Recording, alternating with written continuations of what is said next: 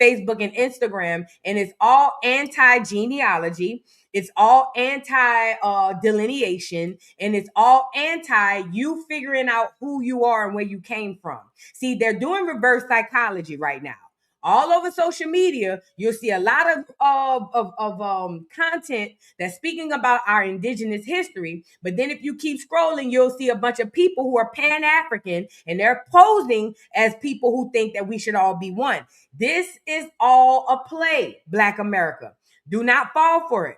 They're putting in a lot of effort and money into getting you to change your mind. This delineation is one of the last things that these people have to hold on to. Meaning, if you guys remain connected, or we remain connected to the rest of the diaspora, they live to fight another day. But the fact that we're trying to disconnect from the diaspora literally kills the diaspora. Does that make sense? So the reason why you're getting a lot of backlash from the Tasha K's of the world and all these other people is because they are trying desperately to get you to stop delineating. Do not do that. You need to delineate. As a matter of fact, the fact that we know that this is going on, we should really go harder. You see what I'm saying? Because at the end of the day, you are the world's lifeline, Black America. They don't have a lifeline without you. All of these people, all of this stuff that you see on TV is only surviving through you, via you. It's like they hooked up to life support through Black America. Does that make sense? So please, whatever you do, keep talking, keep beating the pavement, keep delineating. Do not ever let nobody make you feel bad, because that's the only trick they have. Witchcraft. That's what got us here, tricking us. So please do not let none of your faves or even your non-faves, don't let anybody come to you and convince you that what you're doing is wrong. What you're doing is biblical. It's prophetic. It's supposed to happen. And these people what they're doing is trying to hold on for dear life. Because remember, let's just use Tasha K as an example. If Tasha K is the mutt that she says that she is, then technically she's not a Black American. And that means technically all of that money she made, her and her African husband, all of that money came out of Black America's pockets. Yes, that means we funded 2 tethers, because according to her, she's a tether too. That means we, because I did too. That means we, rather you gave her money or you just clicked on the video. That means we funded 2 tethers to literally show us in our face that they don't give a damn. Do not stop delineating. Does that make sense? Please, if you don't do nothing, continue to delineate. Continue even more doing your genealogy, because the delineation is kind of like opening the door.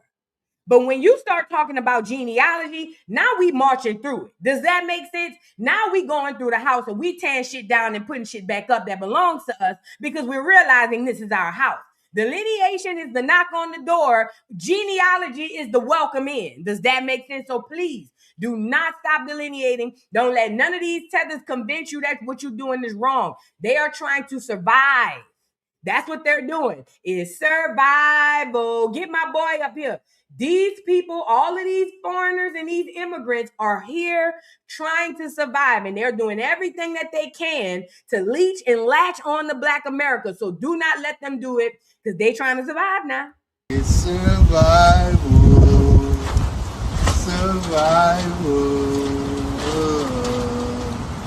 I get somebody lied. Smells like somebody lied. They trying to survive, y'all. You're doing a great job. The more you hear them beating the pavement, the more you know you're doing a good job. The more videos you see, the more you know you're doing a good job. This is how you need to think of it when you on Twitter, TikTok, Facebook, and Instagram, and you start seeing these posts that saying, oh, we're all one diaspora, and oh, Black Americans speaking about delineating, they're divisive. When you see that stuff, you know it's working. They're not going to put their money and effort behind something that ain't working. It's working. So please, Black America specifically, please continue to delineate. And most importantly, that's where I was going with this. Do your genealogy, please. That's going to be the nail in the coffin. The genealogy is going to be the nail in the coffin. Also, Black America, please ground, meditate, and pray, because we are fighting spiritual warfare. And if you want to survive, you need to get closer to God and the ancestors. And the only way to do that is through prayer, okay? I also tell y'all to do grounding and meditation as well, because the three combined is really, really good. So please, if you can, find 5 minutes out of your day to put all electronic devices down and just go outside and listen to your thoughts. I know, listen, for y'all who are just starting, it's going to be crazy.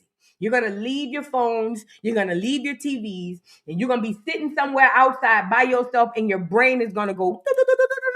You're going to have 50 million thoughts going on at one time. That's normal, because basically what's happening is your brain is realizing, holy crap, all we got is us.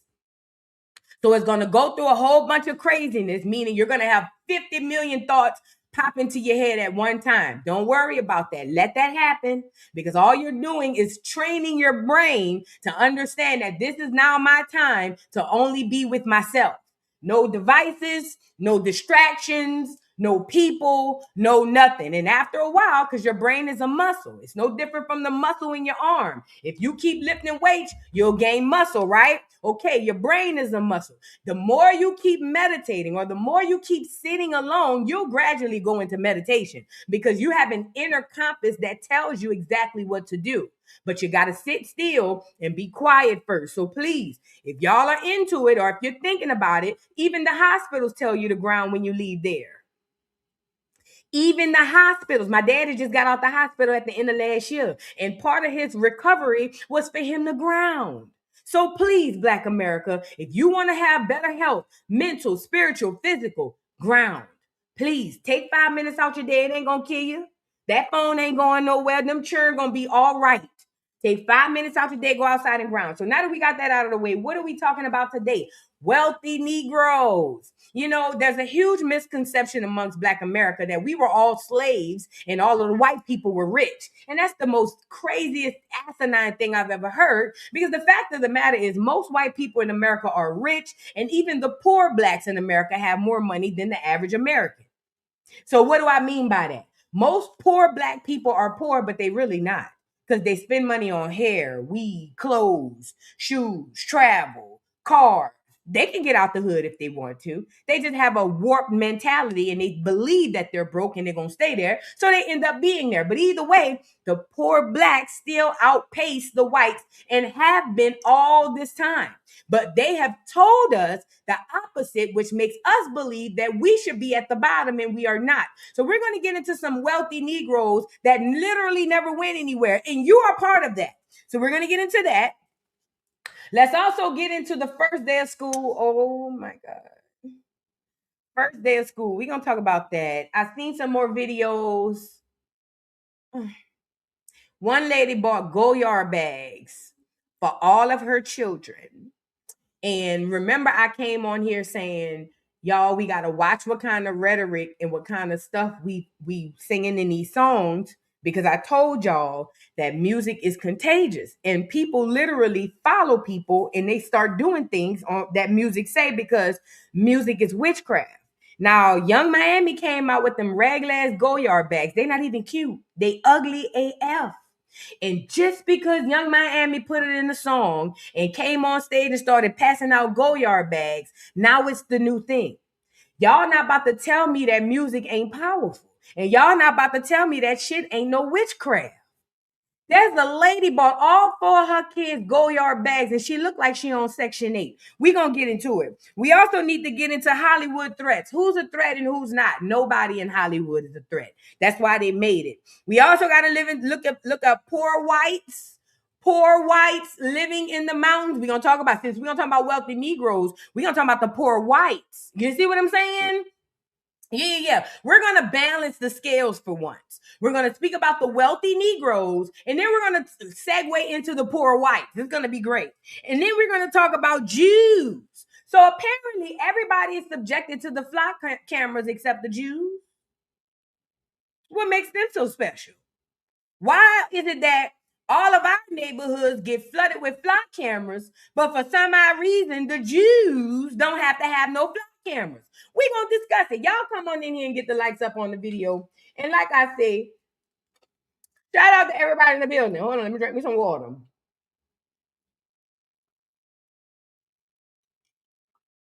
Yeah, man, we gonna get into it. Y'all get on up in here. Did I drop my pen? I'm gonna get it. All right, so let me read a couple of super chats, and then we gonna jump off the porch. All right, because I don't want my lips crusty on here. And the next thing you know, somebody on this bitch saying voodoo old crusty mouth ass. Then I ain't gonna lie, I probably laugh because that is funny. Voo, if you don't get your crusty mouth duck. Be like, man, go ahead. Shoot. Captain Caveman, thank you for the super chat. Says they woke up sleeping conscious giants and now scurrying. Absolutely. That's exactly what's happening. That's why I'm telling Black America, no matter what happens, do not stop delineating. Delineation is forever. It's the new norm. Okay. All right. Now let's jump off the porch with a couple of honorable mentions. Y'all get the likes up on the video. I did post another video with Rockhead updates to the other channel. If you guys are interested in that, please go check that out. It was a late post last night. I thought I was going to try to be able to come back live, but apparently I couldn't. By the time I left to go try to find me some more doggone edge control, by the time I got back after recording the video, I couldn't do nothing. I ain't had time to do a damn thing. So I just ended up posting the content that I had and went with that, okay? But I do have some content over there. Let's get into the show. You know what? Let me hold on, because I'm gonna segue that into the teams. Let's get into the show. Let's get into a couple of honorable mentions.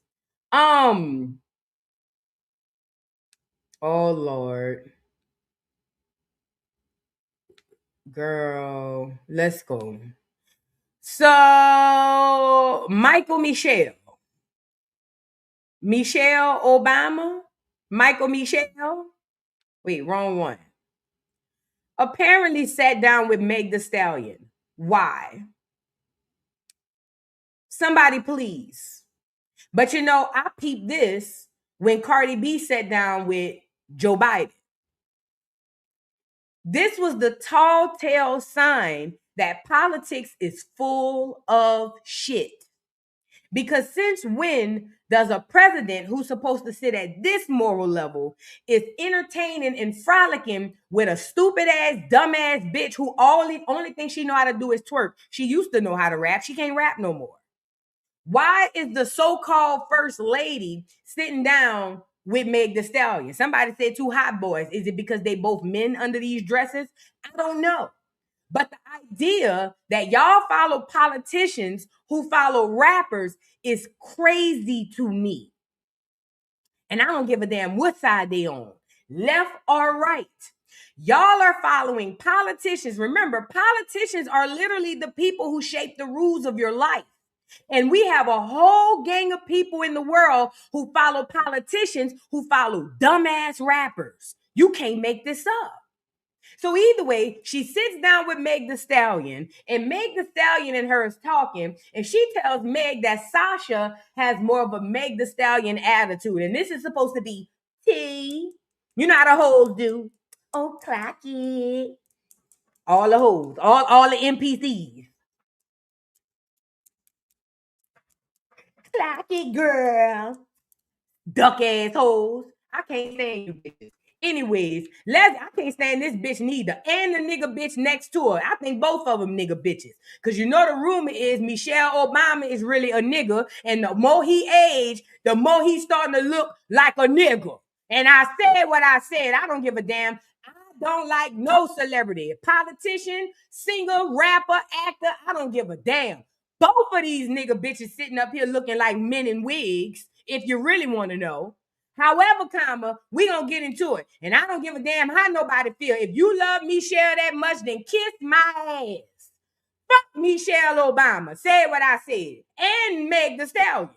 You remind me of Sasha, my youngest. Yeah. I love that. Yeah. You and Sasha have similar sass levels, you know. I feel like I hung out with Sasha after my Saturday Night Live performance.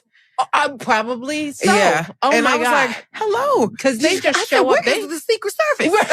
Get my gonna excuse us. Yes, You but just I out definitely here. wrapped her around and made my security be all around. I was like, hold on, y'all, we got the president daughter in here. And she just is all up in it. But Yes. your energy is is so familiar. Yay. I love that. I feel the same way. It's like family. You remind me. So Sasha is a whore. So are you saying that Sasha is a whore who twerk on her so-called shot up feet all the time? Is that what you're trying to tell us about Sasha? Is that what we need to know? I know that little heifer smokes cigarettes and she grown, so I can talk about it. You feel what I'm saying? I know they around there smoking packs of Marlboros.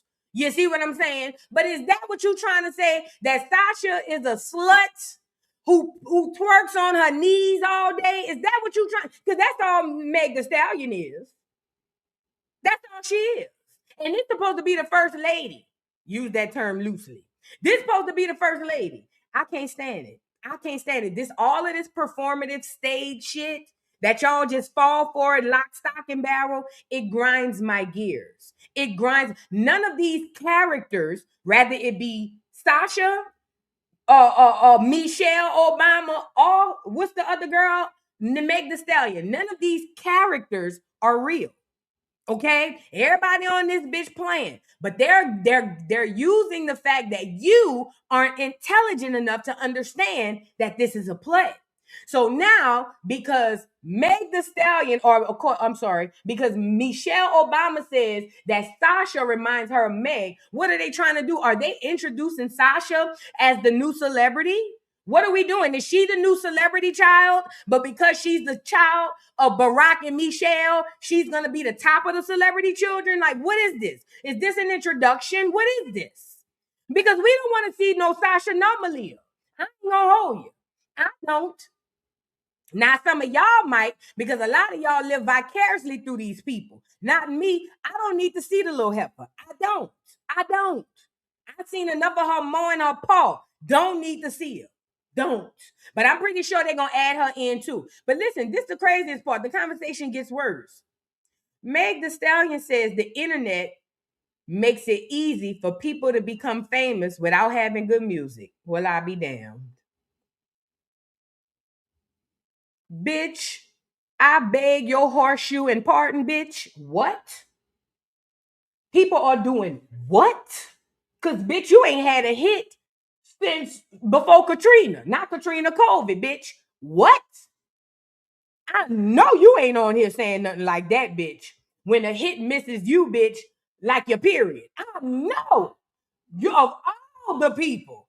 But when Hot and Cardi, them hoes couldn't put their brains together and create a hit if somebody put a gun to it. I know you ain't on here talking about people on the internet being famous without music. The only reason you still relevant is because you could twerk.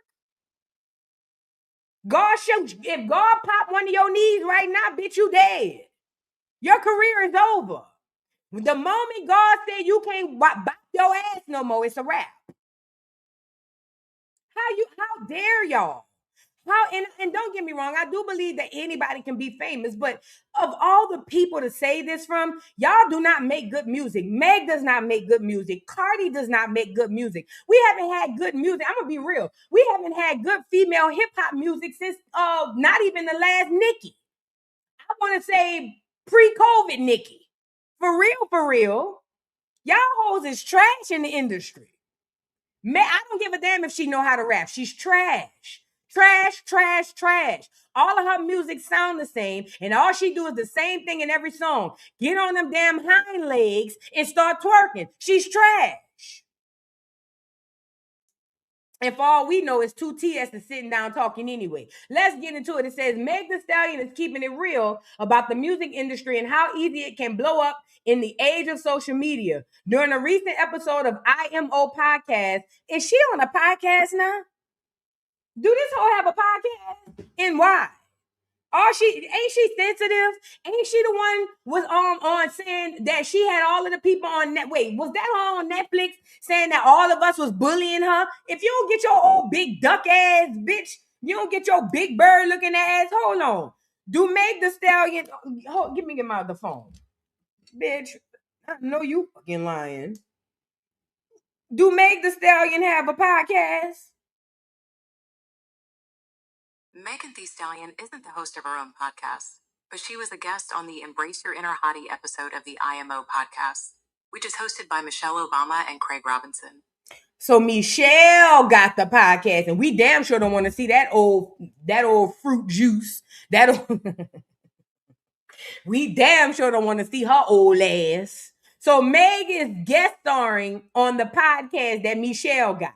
It says co-host Craig Robinson stated that a lot of people want the fame without hard work. Well, I'll be damned. That goes into it. And the H-Town hottie agreed. She said, I mean, honestly, it's a little bit easier to do that though now. She said, you can go viral on Instagram and have a terrible song. You should know, bitch. You should know. The internet has made it really easy to be famous, good or bad. She continued, I think you can tell the difference between people who really just love what they do and want, people who really love what they do and people who just want to be famous. I feel like I fall on the side of, I really love what I do. If that's what it looked like when you love it, bitch, I hate to see what it looked like when you hate it. Meg the Stallion, you don't have no good music. You don't. And I don't give a damn how many hotties in this bitch. That hoe don't have not one good song. Matter of fact, if I ask a hottie to spit a song right now off the last album, I'm pretty positive they couldn't. Because the thing nowadays, the same thing happened with Beyonce. Y'all not liking these people for their music. Y'all liking these people because y'all are idol worshipers. Yay. I'm going to call it. You know me. I don't care. Y'all are not liking these new artists because they're great at their crafts. No.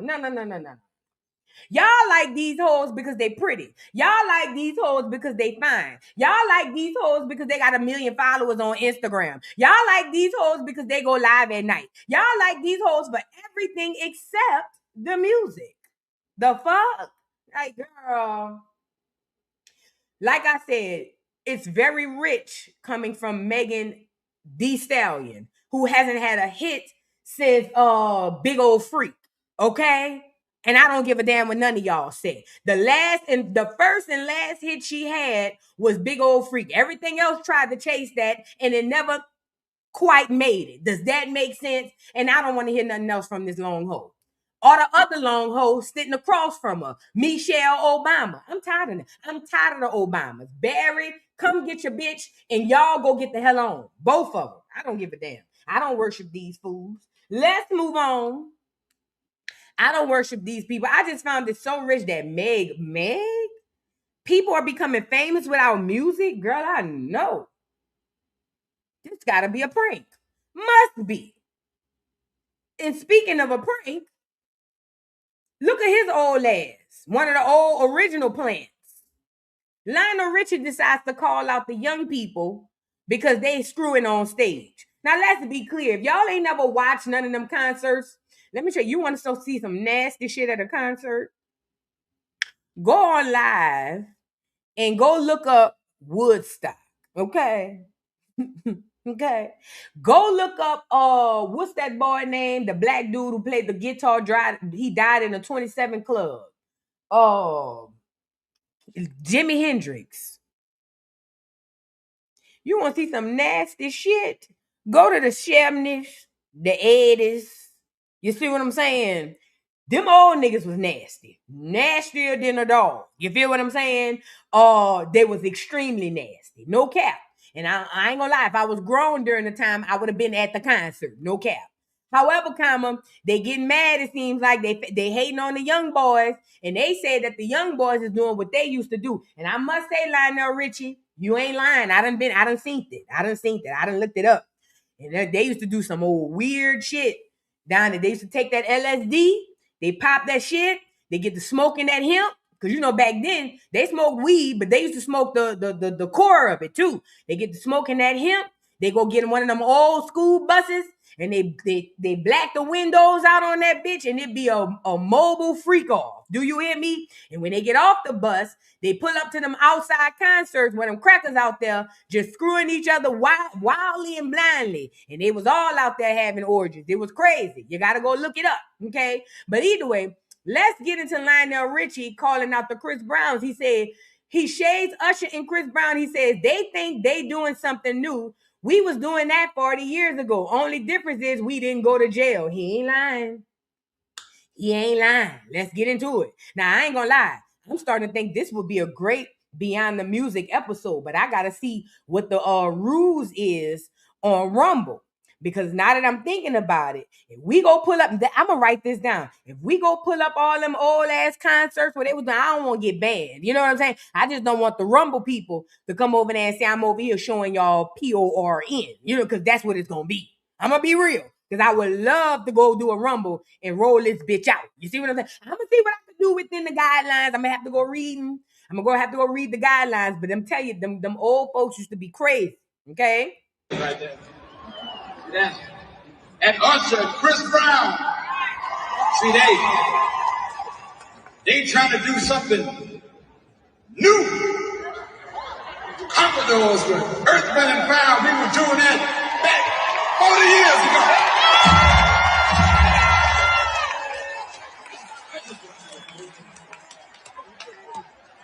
All the difference is between then and now, we didn't go to jail.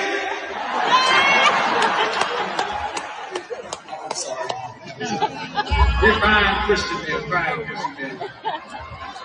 Fine Christian men. That's right. See, we didn't have that Instagram and that TikTok and that go out and tell a lie and then go post it. What the hell was that? Right there. He's spitting when he said we didn't have Instagram, that TikTok to go post it. One thing I always say, I'm one of the most luckiest people to grow up in a time without internet.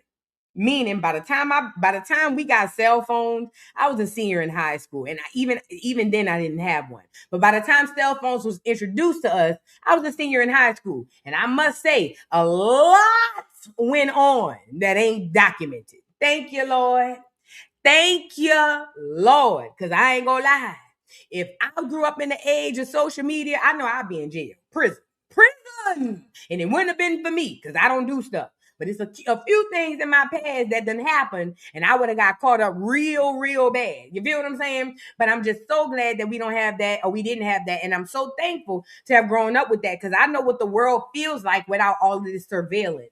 But either way, he's right. Those people back in the 70s used to do way worse than what you see. I used to see Janet Jackson doing her show. And everybody knows Janet Jackson's show is notorious for her pulling the men on stage and doing, the whole freak bit. But them girls was doing that in the 60s. And even beyond that, the 50s, the 40s, the 30s, the 20s. You got to keep in mind, the lower you go down in the 1900s, this is the age where they had brothels and shit and less rules. Remember, the rules only started applying as we got older. So the further back you go, I'm pretty sure the nastier the freak offs were. And I know that Lionel had a few of them. Yeah, Lionel. I know you had a few of them. I could tell by the way you put your hand on your hip like that. Back in the day in the 70s, let me just say this. This was for educational purposes only. This was for, and before I give it, I'm giving y'all the disclaimer. This was for educational purposes only. But one time I had went and looked up porn from the 70s. Because I wanted to see. I had to go see. I just had to know what it was like. I had to know what these niggas was doing. And I ain't gonna lie. When I went and looked it up, whoo, them girls, I'll just say this. We coming around. So with that being said, because I'm trying not to say too much, with that being said, they the OGs. They the OGs, and the OGs is the OGs. But shout out to Lionel Richie and Chris Brown, because they say they up there tearing stuff up. Usher and them just do a little 1-2 hump. But no, baby. Back then, them people was different. Do you hear me? I'm not doing that with Scrappy today. All right, let's get into this video. Y'all remember this video?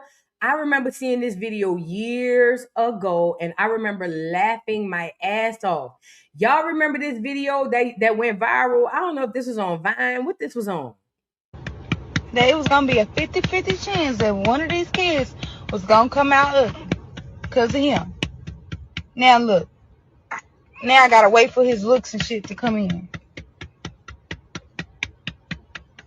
1 minute he look all handsome, and the other minute he look like fucking Alien versus Predator. He need to pick a side. He need to pick it quick. Got me walking around. This your baby? Oh, bless his heart. Yeah, I know what that shit means.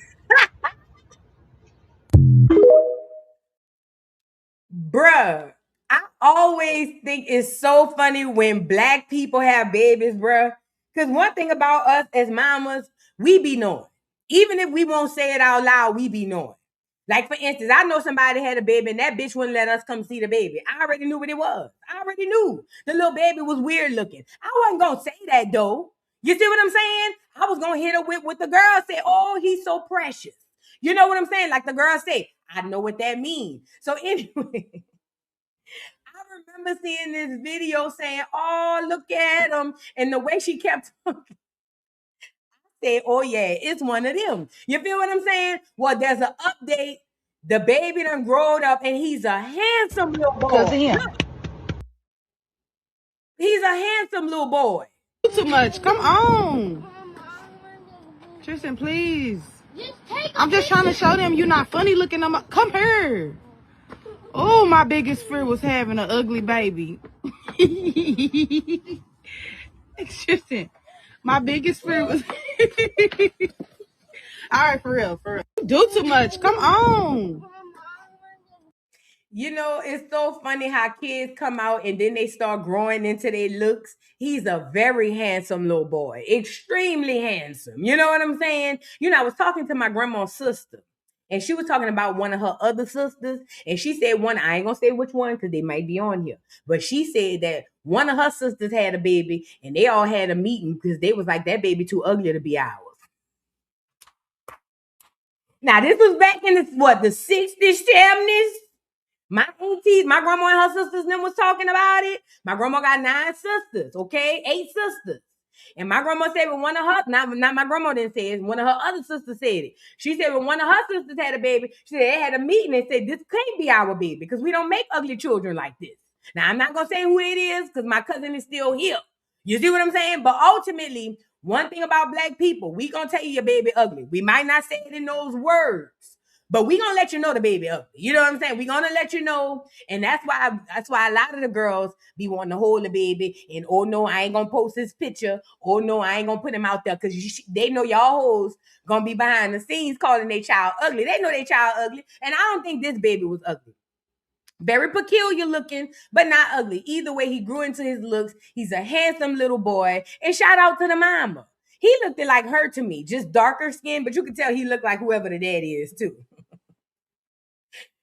Girl, my auntie had me weak when she told me that. She said, yeah, girl, my sister had her baby. She said, we went to the hospital and they picked, you know how they hold the baby up so you could see him? She said, girl, me and my sisters was at the window and we was all looking at each other like, ooh. She said, we had a meeting and was dead serious. She said, we had a meeting because we was like, that can't be our baby. That can't be my sister baby. That baby ugly. Said, what? She said, no, I'm dead. Shit. We had a meeting. That ain't ours. She said, if it wasn't my sister, I would have swore to God that wasn't my baby, my nephew. I said, oh my God.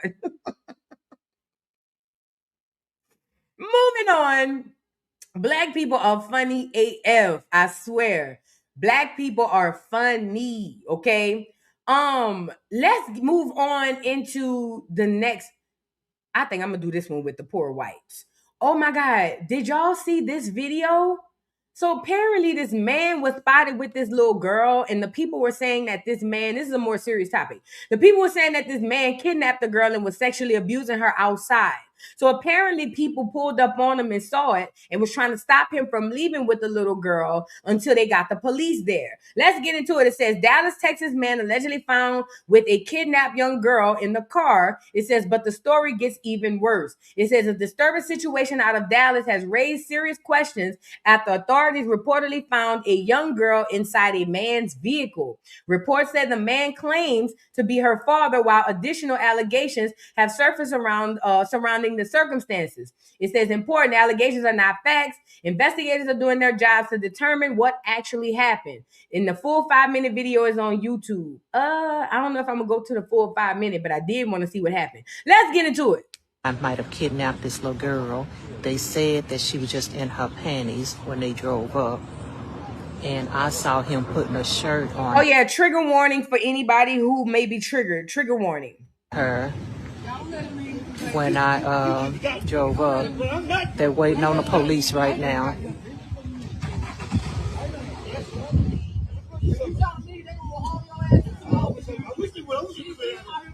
I wish they put their hands on me. No, I really get paid. I don't care. I'm good. Run my place. I mean, you. You ain't going to work with the girl. You got to move away.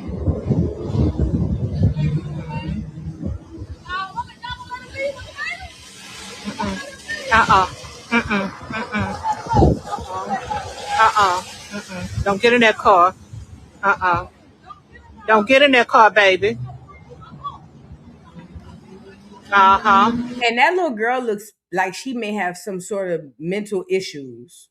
You can tell because she's super quiet and she doesn't, I don't think she fully understands. I don't know. Something about the little girl may be off.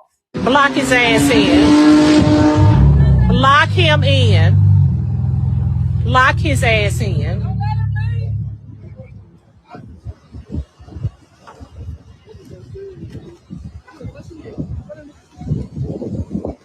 The cops are on their way, but you know how that go in the hood. Yeah.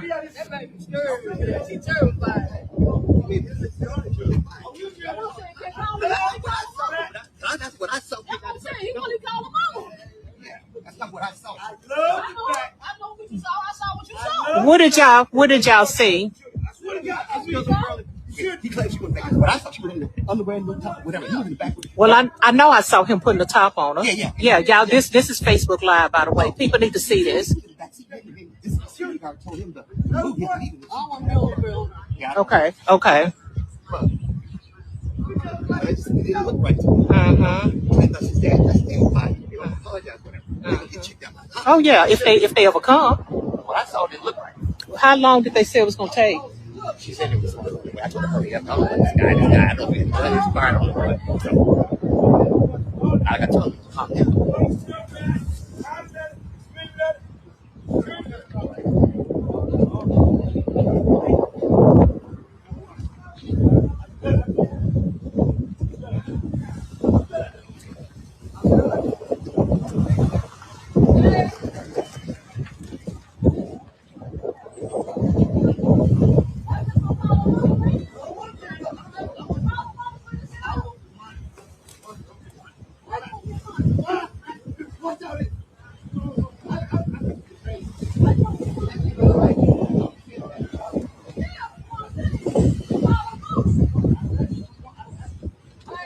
For those of you who are just now joining me, this guy drove up with this little girl. That was so bad and so sad to witness. So according to what the people were saying was they pulled up on the man. The man said he pulled up on the man and the man didn't have no clothes on. And according to them, they said the little girl was in her panties as well. Trigger warning. And I guess they must have confronted the man. And that's when the man got out of the car. You can see he don't have a shirt on originally, but he would eventually put a shirt on. They were saying that he hurry up and dressed the little girl once he was caught.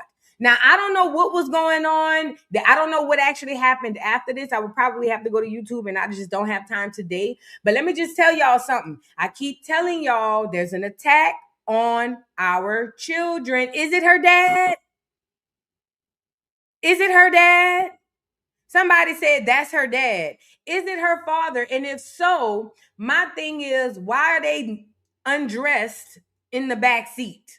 You see what I'm saying? Either way, the point is there's a deliberate attack on children and we got to protect our children. This is what it looks like when the village steps in. We heard the lady say, y'all going to let him drive off? No, we're not going to let him drive off. We're going to wait for the police to come here. And if it is his daughter and everything checks out, then we'll go about our business. But what we're not going to do is just watch a young girl, a young child, period.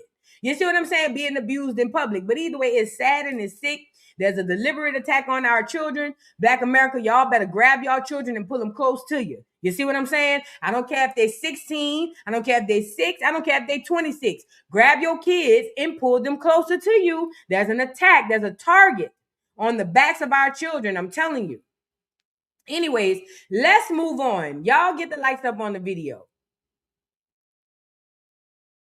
Oh, I wanted to show y'all this too. Throwback. Let's listen to this conversation in 2026. Because in 2020, everybody would be on the side of the lady in green. But in 2026, we know this. Number one, COVID was bullshit. Not saying that the disease didn't exist. However, we found out that the vaccines were lies, that they killed a lot of people with the vaccines and also the ventilators. So basically, the mass majority of the people that died from COVID probably didn't die from COVID. They probably died from the ventilator, the vaccine, and all this other stuff. This is why Dr. Fauci is on trial. Not only that, the masks. I remember when the masks first came out and everybody was saying we need to wear masks. Prior to them making us wear masks, they told us that we need to get out and get fresh air. Then all of a sudden it was mask. So then all of a sudden, all of the beauty stores started selling masks. I remember I went down to the beauty store and got me one with the diamonds and the little bedazzled jewels on it. And one thing I realized one day, I was standing outside with my coworkers and it was cold. And y'all know how when it's cold, and you go to talking, the mist from your mouth, you can see it like smoke. We were talking, all three of us standing outside in masks, and I'm looking at all of the particles come through the mask. But before that, I already knew that only an N95 would suffice, and even that was bad because number one, it doesn't last but what, 2 or 3 uses. And on top of that, even if it did last, you cannot have something covering and shielding your breath. Not often. You see what I'm saying? Because there's carbon monoxide that poison, not poison, but that too. There's carbon monoxide poison that we breathe out and all kinds of things. So it is not even healthy for people to walk around in masks all day. But for some odd reason, we did. Well, not me. I only put on a mask when they made me. And that was typically going in the grocery stores and restaurants. Other than that, or at work. Other than that, I ain't never wear no mask. I made sure I was 6 feet away from everybody. I ain't putting that shit on my face. But this is interesting. I saw this video and I wanted to show y'all the video in hindsight because now that we know what we know the masks were bullshit, the vaccines were bullshit, and the ventilators were bullshit. Watch how this same situation happens. Now in 2020, we would have been on the side, or not me. Most people would have been on the side with the lady telling the lady to put her mask on. But in 2026, we see how foolish that same lady sounds. Let's get into it. Y'all get the likes up. I just wanted to show y'all why it's important to, first of all, make your own decisions. Number one, and number two, listen to your inner compass. Because a lot of America followed these people and a lot of people died because of it. It's just offensive to people who have. You know what? It's offensive to me that you don't support my right to breathe freely. That's offensive. I live in this for 12 hours a day. That's your choice. It's not my choice is to breathe. Everybody has a choice. This is America. It's a free country. Everybody has a choice. You're choosing that. I choose not that. You notice that lady said, I've been in this mask for 12 hours a day. That's the same rhetoric and that's the same mindset that people took with the jab. I got the jab and you didn't. Who the hell you think you is? I gotta wear a mask for 12 hours a day and you don't. Who the hell you think you is? Do you see how easy they was able to divide us?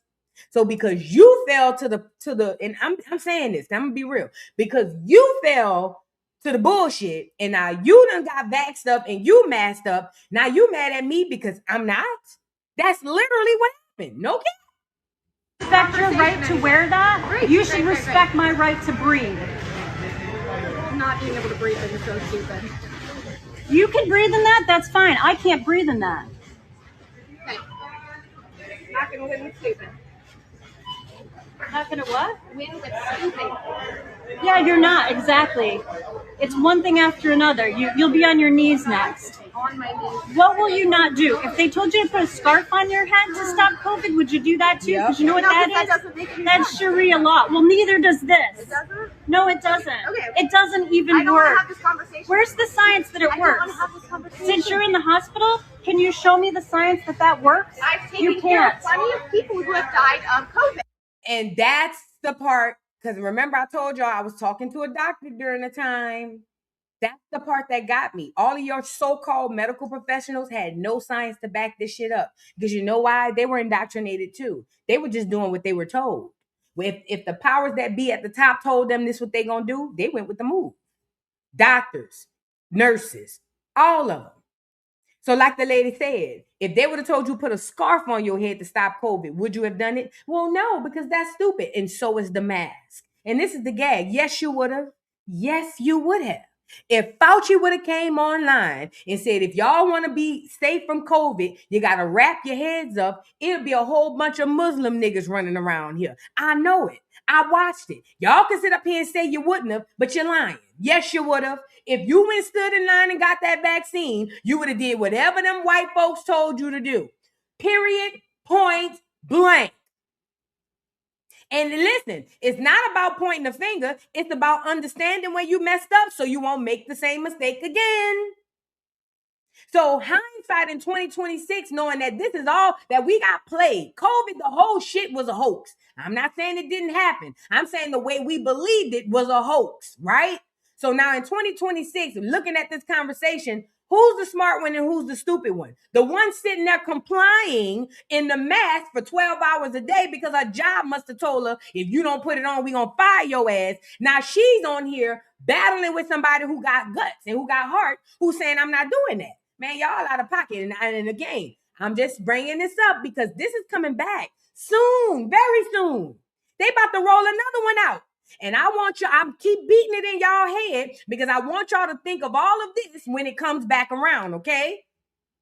With no fucking family. That's why I'm saying this is an insensitive conversation. And one more thing, I got so tired of y'all. Well, I seen 100 people die. So, the fuck? You picked that job. When you picked that job, you knew you was going to see people die. Stop telling me that. I work in the ER and I watch 1,000 people die. So, quit your job, bitch. That still don't have nothing to do with me. Okay? I'm so tired of hearing that. Well, you're being insensitive over my right to breathe. Well, they can't talk because they can't think rationally. A mask does not You work. just told me you don't personally know anybody that's died of COVID. Exactly. That's okay. I'm sorry that you're so self-involved. I'm so self-involved. You are because you think I don't have a right to breathe. I didn't say that. I'm just telling you that you can breathe with a mask on. That argument doesn't stand. That's it. Yes, it does. You don't have to wear one. Because there are doctors that give us reasons and tell us that it's not right. It's not safe. We haven't known. Oh, Callie Nola said most people die from neglect. The science says most people die from ventilators in the hospital. That's why people who went home with COVID had a better chance of living because most of the people who died from COVID inside of the hospital, ventilator, that's what killed them. They're on trial for it right now. Why were you born with a nose and a mouth to breathe in and out of? Were you born with a mask on your face? No, you were really born with an embarrassing immune yourself. system. You're really embarrassing No, I'm yourself. not. I was You born really are. with an immune system. If you were meant to wear a mask, you would have been born with a mask over You your sound face. stupid, and I'm done with this conversation. Stop talking to me now. You keep talking after I turn my back, so. Do you know the survival rate of Get your fucking I was just camera out of my fucking face. I was just asking. Get your camera out of my face. It's just offensive to people who. I wanted to show y'all this, like I said, to kind of show y'all how they had us divided. That was a perfect example of how people literally were. Then this is the psychology behind it. The government came out and said, take the jab or this. And the people who decided to take it because they didn't want to affect the this, whatever that was, be it the job, the home, the travel, the security, whatever it was, all of the people who decided to take it, that was one thing.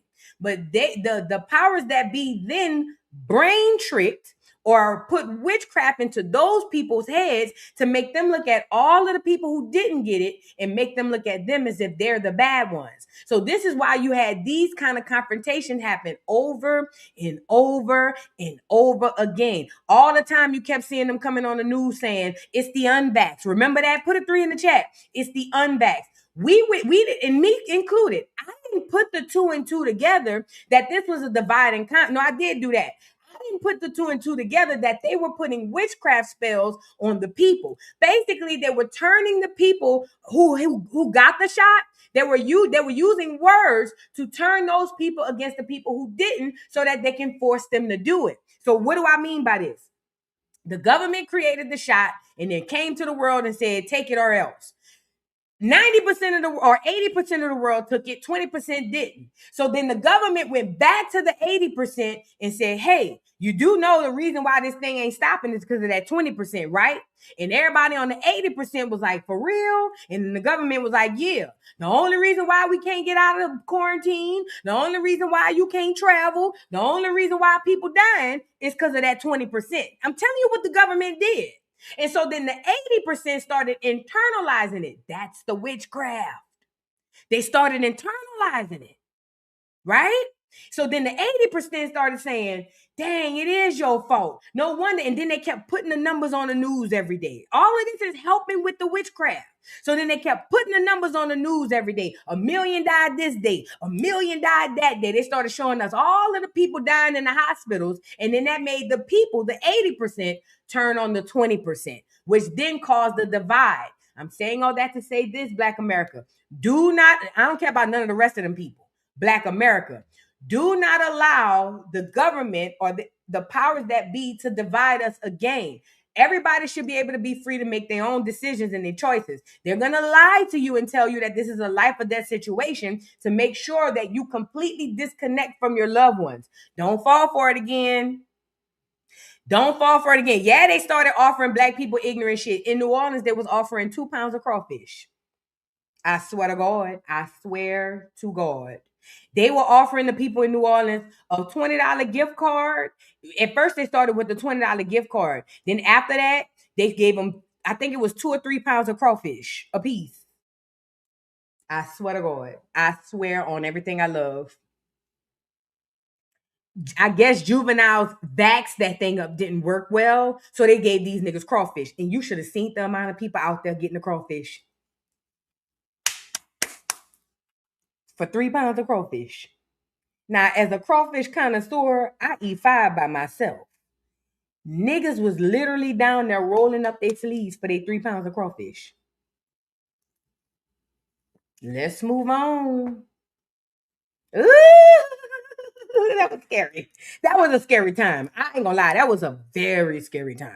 That was an extremely scary time. Oh, yes. Oh, yes. They started giving away $150. In New Orleans, they gave them $20 gift cards and 2 pounds of crawfish. That was scary. I ain't gonna lie. That was the most scary. I thought I was in a Twilight Zone. I was like, is this a dream? Like, what the? You know what I'm saying? Like, I literally thought we was living in a simulation or a dream or something. Like, what in the hell is going on? And people was really going to do it. Ooh. All right, now let's move on. I want to show y'all this video. Now, I didn't know that they do this. Apparently, PWIs do this all the time. So apparently, Michigan State is replacing letter grades with a pass or no pass credit system for some freshmen in an effort to address the growing mental health crisis. So basically, what does that mean, ladies and gentlemen, boys and girls? Because they say children or students have mental health issues, they're not going to fail them no more. They're just going to give them a pass or, a green light or a red light. Mind you, Michigan State is a college. I keep telling y'all, this is nothing about convenience. Convenience is going to kill us all. I keep telling y'all that. They're dumbing down the people more and more and more and more because they need you dumb as a box of rocks so that you can become slaves, 100% dependent on the government. They don't want you to be able to read for yourself, think for yourself, comprehend for yourself. They don't want you to be able to do anything for yourself. Remember, they want AI to be in charge and humans to be slaves to the AI. Okay? So, what they're doing, we spoke about the equitable grading scale a couple of days ago. Y'all go check it out. They already started in high schools and in grade school, where now the children can literally pass with 25% of the grade. So they're dumbing down the grades in high school, and now at Michigan State, they're saying they're dumbing it down in college. Now I looked in the chats or in the comments, and somebody said the PWI has been doing this. And I said, it sounds about right. You know why? Because they want the Black Americans who go sweat and slave at the HBCU to pass. They want you to think them white boys just as smart as you. And I keep telling y'all they not. So it don't surprise me that the PWI's been doing this, because it's about an illusion. Black America, you are the Truman of the Truman Show. Everybody out here playing in our face. Everybody, okay? So it makes sense that they've been passing them white boys at the PWIs, making them seem like they valedictorian, or the white girls down at or the Asians. It don't matter. It makes sense because they need you to believe that they are just as good as you, but they are not. Let's get into it. Y'all get the lights up on the video. It says, great, good move. University of Michigan is replacing letter grades with a pass or no credit system for some freshmen in an effort to address the growing mental health crisis. Let's get into it. University of Michigan is getting rid of some final grades for the sake of students' mental health. The university announcing it's dropping first semester grades in an effort to, quote, curb the mental health crisis faced by many young college students. This is a pilot program. It's set to roll out in fall 2027. It applies to students enrolled in the College of Literature, Science, and the Arts. So that's about half of Michigan's roughly 8,000 first-year students. Now, class results will be displayed as either pass or no credit on transcripts, and students will still receive grades in the class as the semester unfolds, but final grades will not be recorded. And Michigan is one of the largest universities in the United States. It has over 35,000 undergraduates, and the school says the program will allow a smooth on-ramp as freshmen accelerate from high school into a more rigorous college curriculum, and it'll give students a chance to refine their academic skills and build early momentum. So the University of Michigan is getting rid of some final grades for the sake of students. Now, this is all for mental health. So apparently the children are so depressed now that if they pass, or I'm sorry, if they fail, they want to jump off the bridge. The new slaves. This is all done by design, okay? This isn't a coincidence. They aren't helping to curb mental health issues, because a pass is a pass, a fail is a fail, right? So now they're gonna dumb down the freshmen coming in, and they're gonna extend this even at the jobs. A lot of people are slowly but surely losing their jobs. It's because they need the people stupid so that AI can be the only thing that's running this world. It's like another doggone movie of the Terminator. Go look up the beginning of that movie. The robots was running everything. That's what they want. And the reason why they want you to depend on bad enough right now in 2026, most people think AI is so smart. Most people trust whatever AI tell them. Most people right now in 2026, if you go on AI right now and ask anything, even if you know it's false, most people will change their ideas of what they know to match AI, because in their minds, they think AI is so smart. That's the trap. Because you're going to go from thinking AI has the answer to going to AI for all of the answers. Does that make sense? You're going to be so dependent on AI to where AI is going to literally be your guardian. It's going to tell you if you could eat, sleep, shit, or whatever else in between. You're not going to know whether the shit or go blind, because the AI is going to be the only thing to tell you what to do. That is what they are trying to do to the masses of the people. Now, this won't be all people. This is going to mostly affect poor people. And who are going to be poor people? Anybody that's not filthy rich. Anybody that don't have generational wealth. That's the mass majority of the world. Does that make sense? I told y'all, it's another Flintstones and Jetsons episode. The Jetsons gonna be living up in the sky with all of the technology, and the broke people or the average people are gonna be on the bottom fighting over Soylent Green. Does that make sense? Be mindful out here in these streets. This is a setup. This is a setup. That's why your children passing and they can't read. That's why your children going to college and they don't have no comprehension. All of that is by design. That's why the children can't tell time. That's why they don't know how to identify shapes. That's why they barely can read. That's why they can't write their name. That's why they can't read cursive, because they're slowly but surely dumbing down all of the children because they need more slaves. They need more people who cannot think. That's why I tell millennials, we are the last people with real information. We have to pass the knowledge down, okay? So please, please, please do so. Get the likes up on the video. Ken Duran, thank you for the super chat, says, had a download. Fly cam's gonna be able to fly a drone. Oh, they already doing that. They just ain't put it out worldwide. Yeah. Oh, yeah. Matter of fact, I believe some of those small planes are really drones.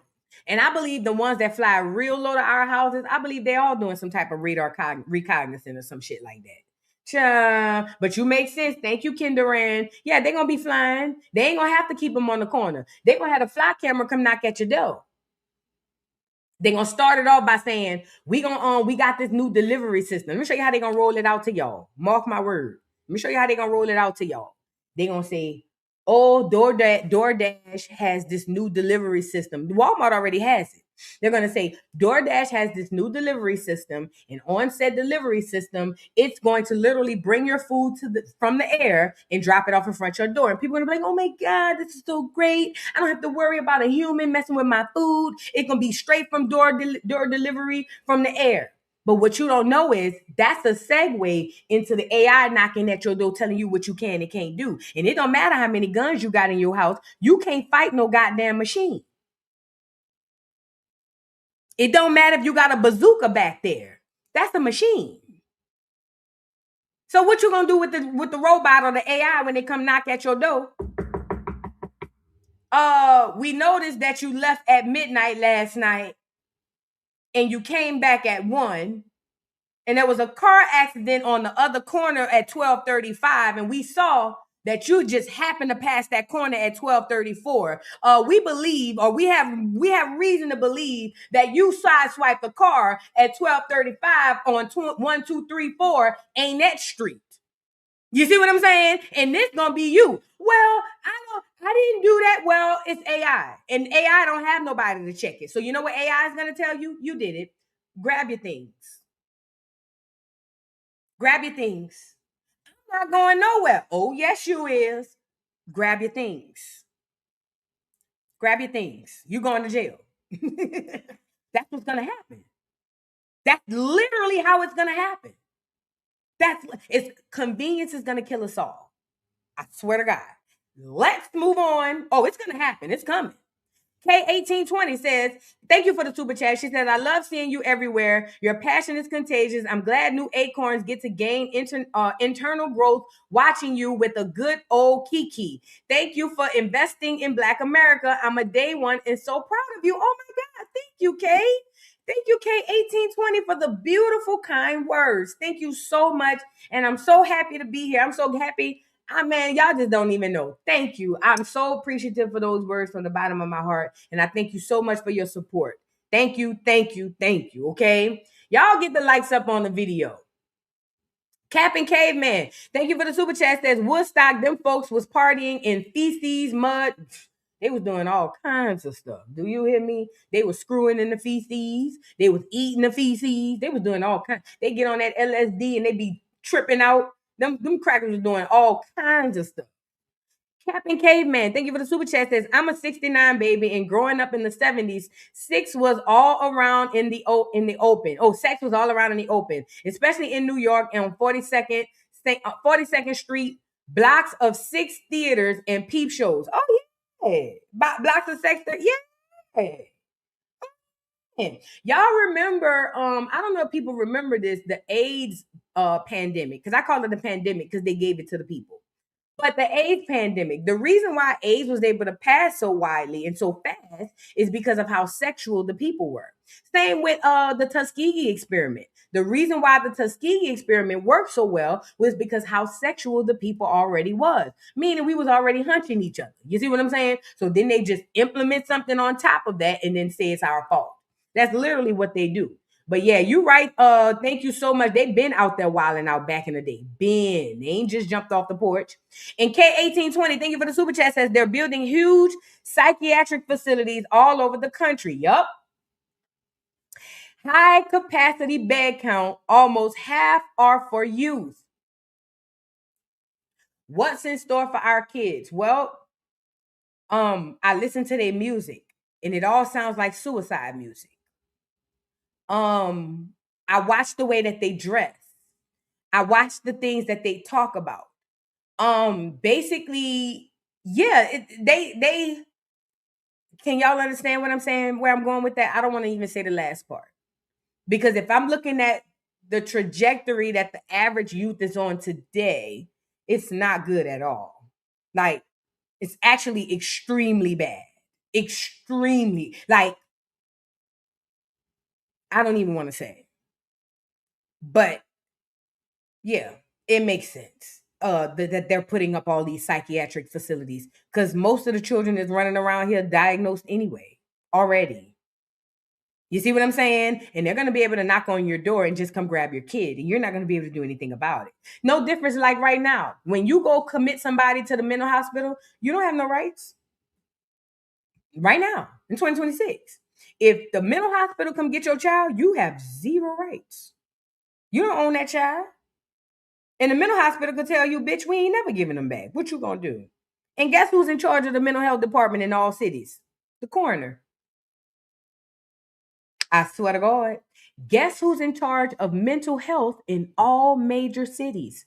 The coroner. And for y'all who don't know who the coroner is, that's the man that buried the dead people. Let's move on. See how they set it up? You see how they set it up? The coroner is in charge of mental health. The man who put people in the ground is in charge of the mental health. Child, Janine Unfiltered, thank you for the super chat. Says, with pass or fail graders, how do you determine top students for licensing courses like law school, medical school, etc.? I'm pretty positive that they're going to take those students probably won't have that to worry about. And they'll probably still be held to the same, and they'll probably drop down the requirements to put you all the way up there. I don't know what they're gonna do. But yeah, let me say this too. I've learned as a person who strived all my days to be so smart in school and get the top of my class. That was the dumbest shit I ever could have did.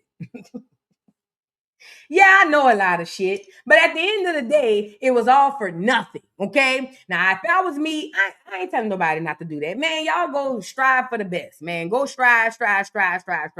You know what I'm saying? Yeah. I don't know. Somebody said the coroner pick up bodies, not bury them. Tomato, make a salad. So fucking what? Yeah, they pick up bodies, they bury them. Coroner, it don't matter. The point is, the person who deal with dead bodies is the person who dealing with mental health. I fucks with Vu. Thank you so much for the beautiful super chat. What in the world? I make it right. I make it right. I make it right on them hoes. I make it right. I make it right. I make it right on them hoes. Thank you for the super chat. Says, can't stay long. Happy Vu's Day to you. Cupcake traditionally celebrated as a day of pampering, sponsored by the love of her life. Get a mani-pedi, massage, facial, and edge control if need be. I got 5 on it. Love on yourself.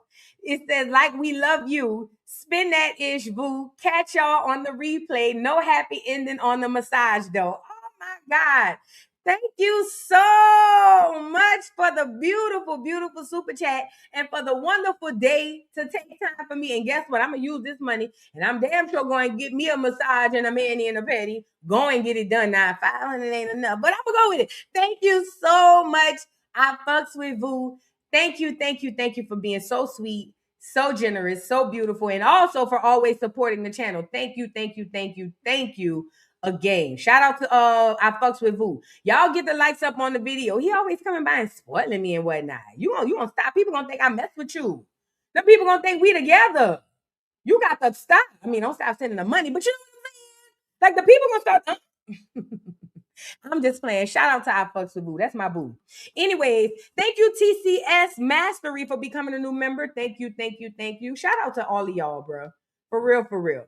I think that's it. Let's move on. Let's get into these back to school. Oh my God. I don't even know if I want to do that, but let's go with it. Back to school. Hold on. Before I go do that, let me show y'all this video so y'all can see. Hold on.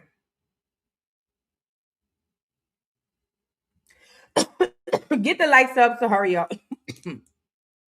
Hold on. I'm trying to search something.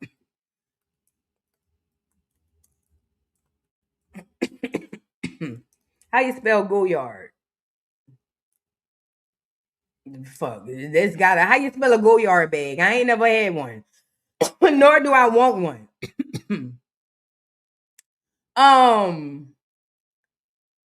So let's talk about influence. Remember, I was the one, I went viral and I'm still going viral on Instagram because I was talking about the influence of the artistry in the music that we have, right?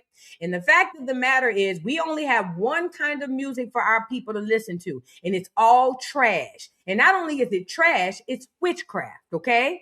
All of the music, where all my scamming and that is witchcraft to wake up the scamming spirit, okay? I'm telling you, this is real life. The point is this: these artists that y'all love are not your friends. They've already sold their souls and they need more souls to come with them.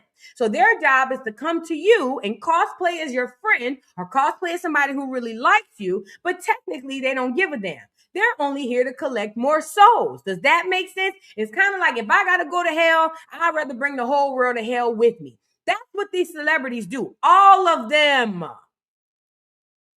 All of them. Not some of them. All of them. All these active ass celebrities y'all see on the internet that's giving opinions on this and doing this, and all of them are collecting souls on their way to hell. They've already sold their souls, okay? Now, why is this important? Because Young Miami makes the trend about the Goyard bag go crazy, right? During this song, Scamming, Spin That, whatever the song is or whatever. Now, she starts with this whole Goyard thing. First of all, the bags are ugly AF.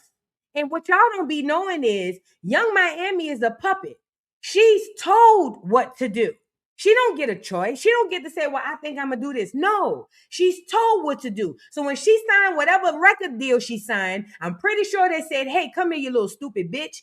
You're going to be the one to promote Goyard. Well, what's Goyard? It's the new bag. Shut up. You're going to put it in your album. You're going to put it in the song. The song going to go viral. And now Mr. Goyard going to make $1 trillion because I got a cut coming out of that shit.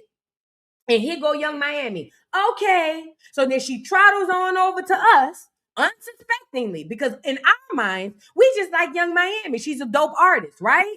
So she comes trotting over to us, and now she starts to doggone promote all of these Goyard bags. Now, in our point of view, from where we sit, we think she just likes Goyard bags, and that's why she's over here selling them to us. No, she's a puppet. She has to do whatever the powers that be tells her to do. And when I'm pretty positive when they gave her the hit song, because they gave it to her, I'm pretty positive when they gave her the hit song, they made sure to put the Goyard shit in there, because they need all of these niggas to come spend all of their hard-earned money on whatever this bullshit is. So now Goyard is the new thing. Now Goyard is the new thing. Everybody in their mom got Goyard bags, and them shits is ugly as fuck. But I guess it don't matter. As long as I got one to say that I'm lit, right?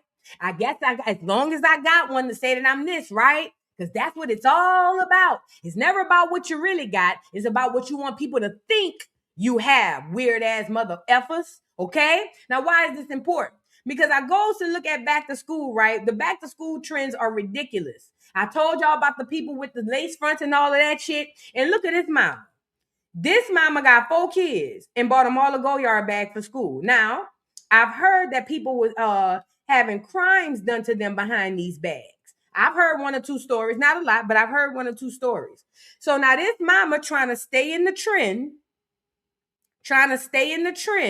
then went down to the doggone, I don't know where she went got them from, and bought all 4 of her children Goyard bags. Now this is the gag.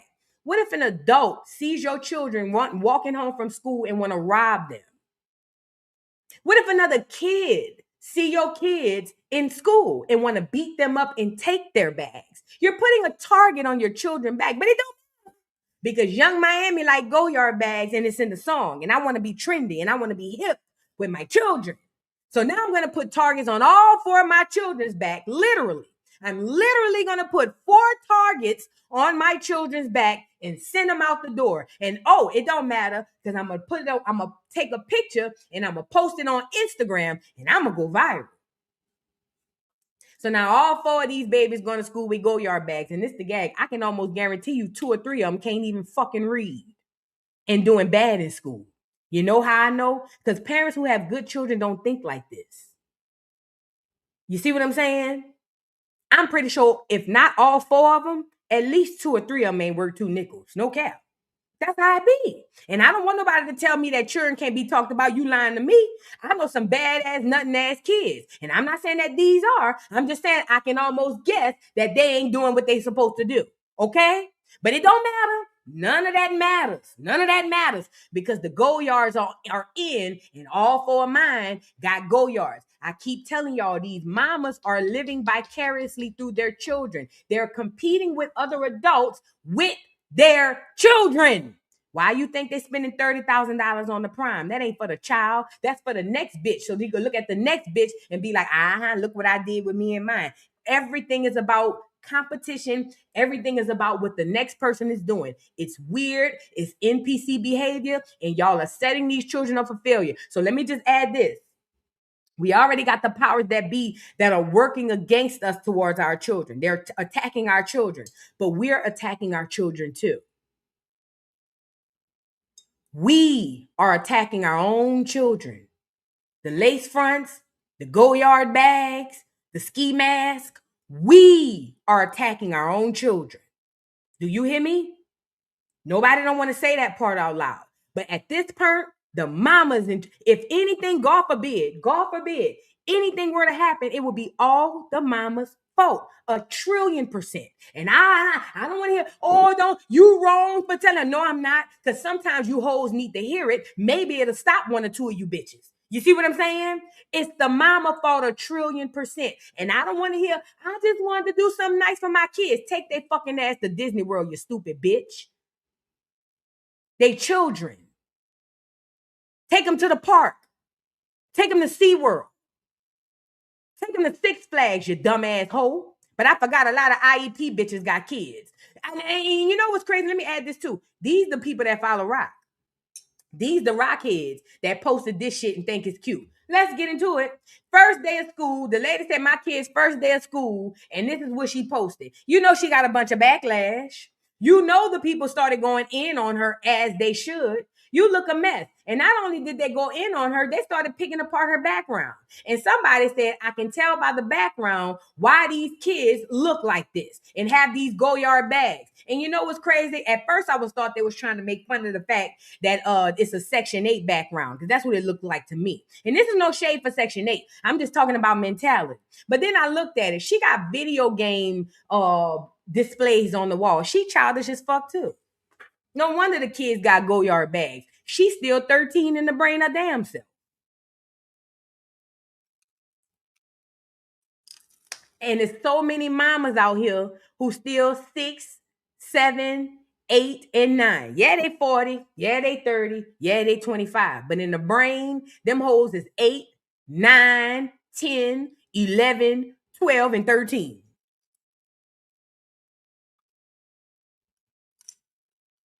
Age don't determine wisdom, obviously. Let me show y'all this video. It's another one, because I ain't want to just get on the girls. Let's get on the little boys. Y'all got the little boys running around here looking like criminals, huh? See, when the AI start mistaking your kid for a goddamn intruder and start popping them from off the ceiling, then y'all gonna come on here and say it's racist. Then y'all gonna come on here and say it's this, that, and the third, and it's not. Y'all got the little boys running around this bitch look like they about to pull off a heist. Y'all got the sons running around here looking like they ready to pull off a heist. You can't make this up. Let's get into it.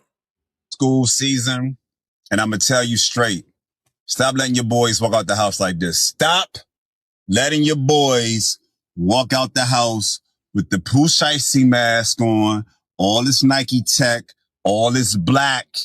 Stop it. And you don't want them to be profiled. You don't want them to be messed with. And I get it. They should have the right to wear whatever they want to wear. I am with you. I am raising 2 black boys. I truly understand it. But you got to be a parent. Stop letting your boys walk out the house looking like they about to go do a slide, like they about to go do something they ain't got no business doing. And half of them just want to dress like that because all the rest of them are dressing like that. Yep. As the parent, we are not doing that. That's because the kids are followers, which is expected because they're kids. But the worst part about it is they mamas be followers too. They mamas be followers more than the kids. So the mama will see the girl down the street, her little boy got the new ski mask, and in her mind, well, I'm about to get that for my baby. The mama's more the followers than the kids. I'm protecting you. I'm protecting you. You may not see it right now. You may not understand it, but you're not going to keep leaving out the house like this. Listen to me. Don't invite it if you don't have to. It's already enough that these kids got to maneuver and navigate through this crazy world that we live in. Stop letting your young men walk out the door like this. Back to school is here. It's here. Be a parent. Trust me, you'll thank me later. But hell, I could be crazy. I could be crazy. Tell me what you think. It's back to school. And shout out to the brother for bringing this up, because that's one thing that we keep letting slide under the rug. We so hyper focused on the girls that we don't look at these young boys. They look like burglars. Mine would never walk out. Man, are you fucking? And if the teacher or anybody sent me a picture and called me and said mine was running around here looking like the Hamburglar, I'd crack that little nigga in two. I don't play like that. Nigga, this is school. This ain't no goddamn highway robbery. Why is you all, and then I don't give a damn. It don't even get that cold. I grew up when it was cold. It ain't even that cold for them to even be having these masks on. But what's gonna happen is the police are gonna start targeting the boys. And then the people are going to start coming to the internet and crying, and they're going to say that their boys was unfairly targeted. And this is the gag. They are going to be unfairly targeted. But because you allowed your son to walk out the doggone house looking like he ready to pull a drive-by, the police is going to have right and just cause to literally take your kids. And when I say take, I mean put them under. They gonna say, I didn't know he was a kid. He got on all the stuff. I didn't know it fit the description. They're gonna start creating scenarios. Listen to me. They are going to start creating scenarios to make up reasons to go and kill your kids. Meaning they're gonna put on AI, a masked gunman is going around Detroit robbing people. So then they're gonna put the police on anybody running around in masks, and all of your boys gonna be wearing masks. So then if they catch your boy and he start running and they pop him, they're going to say, oh, I thought he was the suspect. Or if they catch your boy and he start talking back and they pop him, oh, I thought he was the suspect. Or if they catch your boy and he go, whatever they do, they're going to have that to fall back on. So please, please, please, please. I'm just saying, it's a fact. That's what they've been doing. This is all witchcraft. The world is a stage. You got to know it. Let me show y'all this. This is another one, because we on the boys. We talked about the girls. Let's get in this little girl. This little girl, 2 front teeth ain't even came in, and she got a full frontal.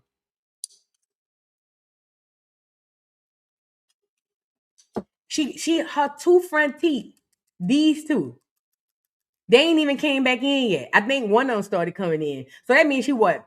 Kindergarten, 1st grade? She got a full frontal. Let's get into it. This her back to school. Mind you, all the predators work down at the schoolhouse.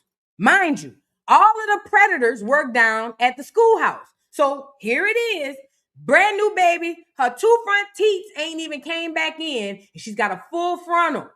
You can't make this shit up. Look, front to back, you can tell. Beautiful little girl. She's so pretty. Very, very, very beautiful little girl. I'm not taking that away from her. It's just her mother is an idiot. Her mother is a full-blown idiot. Ooh, why you?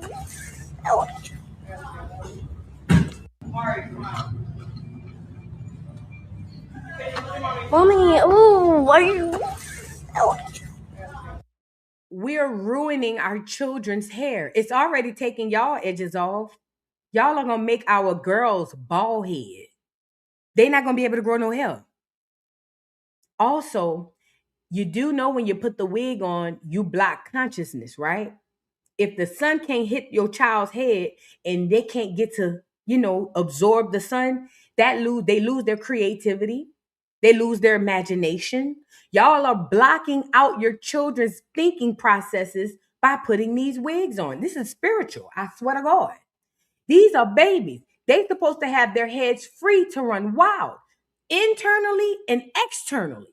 But the moment you slap the damn helmet of a wig on the child, now you're covering them from actually receiving the downloads and the things that they need to be the kid that they are.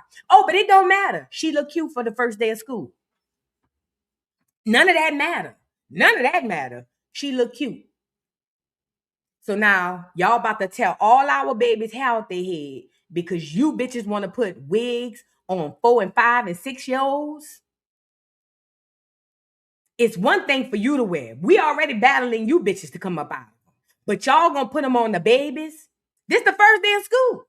First day of school. My child couldn't hang with her. I don't know. My child couldn't hang with her. If my child was in her class, stay far away from that one. I ain't gotta see the mom. I already know. Stay far. That one, they're grown.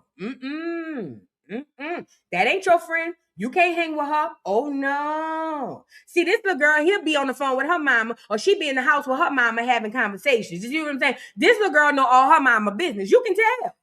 Oh, child, please. Mine wouldn't be. Girl, I wish mine would. This is what we're doing to our children. Wake up. First day of school. How old she look? She don't even got front teeth. How old she look? How old she look? Putting your kids on display for all of the predators. Congratulations.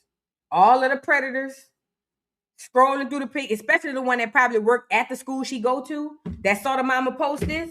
This the predator janitor or the predator teacher or the predator principal. She goes to my school? What's her name? Oh. So now the predator principal or the predator teacher or the predator janitor or whoever the predator is, man or woman, because it could be either or, man or woman, now they take a close liking to your child. You've just offered up your child as a sacrifice to the predators. Congratulations. Congratulations. This little girl don't even have her 2 front teeth. Congratulations. You're welcome. There you go. You're welcome. There you go. You just put your child on the radar for the predators. I don't want to hear, but they shouldn't be predators. Well, it don't matter. They already are. They already are. She don't look 5 at all. She got a full set of nails. You see the nails? She got a full set. She got a full set of nails. Acrylic. Like mine. Not as long, but this baby is in what, at least first grade. Probably first grade. Yeah, we got to do better. It's not about trends. Y'all are putting targets on your children's back. Now, I can only tell y'all, but so many times, but you guys are putting targets on your children's backs, trying to follow trends. You are setting your children up for failure. A lot of y'all are literally sending your children to early graves, be it physical or be it mental and spiritual, rather it be one or the other. A lot of you guys are setting your children up and sending them into early graves because y'all want to be trendy, because y'all want to follow the trend and be in the know. This is insane. This is insane. I ain't gonna beat the dead horse though. Let's move on. Y'all get the likes up on the video. Where my pen at? What I did with that pen? Oh, there you go. Hold on. Y'all get the likes up on the video for real, for real. And I'm going to keep beating this dead horse. I'm going to keep talking about it until we understand what it is we're looking at, okay? We are in a world of trouble, Black America. And I don't think we understand how bad of a world of trouble that we're in, okay? And speaking of, let me show you what this leads to. This what I wanted to show y'all. This is the result. I the results. So the University of Hold on. Let me show y'all the results of these children y'all raising. There was this video of this boy who got into it with this old lady. Look at this. Disgusting to see. Do you hear me? Completely disgusting. Let's get into this video with this boy. He went and got his daddy to go confront this old lady because the lady told them not to play with the ball around her car. Watch this. My son said you were being rude to him, and I was trying to figure out what was going on. No, actually, your son was being rude to me.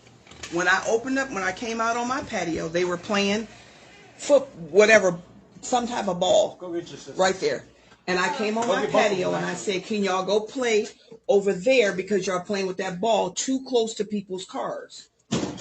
And he said, well, which one is your car? And I said, it doesn't matter which one is my car. Oh, I thought he did. And then I said, it doesn't matter whose car, but you guys are playing too close to people's cars. And I said, all you have to do is go play in the grass right there with the ball. He said, well, I got a question. And I said, what's your question? Which one of these cars is yours? I said, it doesn't matter which car is mine. And then he said, you don't know who my mama is. Bitch, my mama will beat your ass. And then I said, well, then go get your mother so I can talk to your mother. He said, you don't even know who the fuck I am. That's exactly what so I wasn't being rude. Now, my voice was raised, but I wasn't being rude until you said, I'll cuss you out. And I said, I'm going to cuss your ass back out. No, I don't like how you're talking to me. I don't like how you're talking to me, bro. I'm explaining to him what I said to you. You're talking to me like I don't like how you're talking to him. This is my son. You don't have to talk to me. No, I'm his son. I trust to you. I don't give a fuck about none of that, bro. See, that's what I'm saying. You think I care about that shit? You think I care about none of that shit? Walk all. I don't give a fuck about none of that shit. Walk all. What's wrong with you? Walk all. Listen. My son said you were being rude to him. Not him going questioning the lady saying, my son said you was being rude to him. I would have sent that little nigga home to the Lord. You saw he started picking up his pants like he was going to hit the lady? You could tell he beat the daddy ass, his big fat funk ass. He the one, these the kind of parents got the children with the go-yard bags and the lace fronts and shit like that. This is what setting your children up for death.